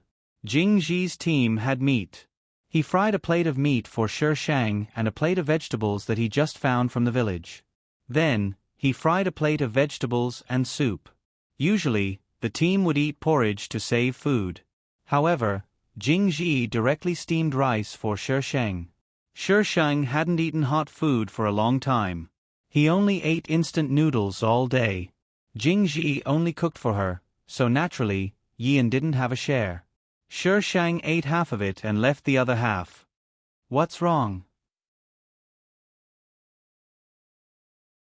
Not to your liking? There are only so many ingredients now. Just eat some. Jing Ji thought that Shi Shang was disgusted. Look at you. You have lost weight recently. I'm full. Shi Shang pulled the corner of his mouth and smiled. Jing Ji frowned. In his memory, Jing Shi also ate very little. However, Jing Ji subconsciously felt that something was wrong. Shi Shang waved for Yi and to come over. Yian was anxious as if there were man-eating monsters around him. Now that he could finally get rid of these monsters and reach a safe place, Yian ran over quickly. In the past, Yian was a little shaky when he carried Yi Ran. Now, he could carry Yi Ran steadily. Shi Shang carried Yi Ran over. Eat. Yian stood beside Shi Shang and carefully glanced at Jing Ji. This beautiful brother looks so fierce. Jing Ji's face was cold and he didn't speak. It was really scary when he looked at people with indifferent eyes. Who is he? Jing Ji asked slowly. His scrutinizing eyes fell on Yi and I picked him up. You didn't meddle in other people's business before. Jing Ji was puzzled. Jing Shi didn't like to talk. Naturally, she didn't like to meddle in other people's business.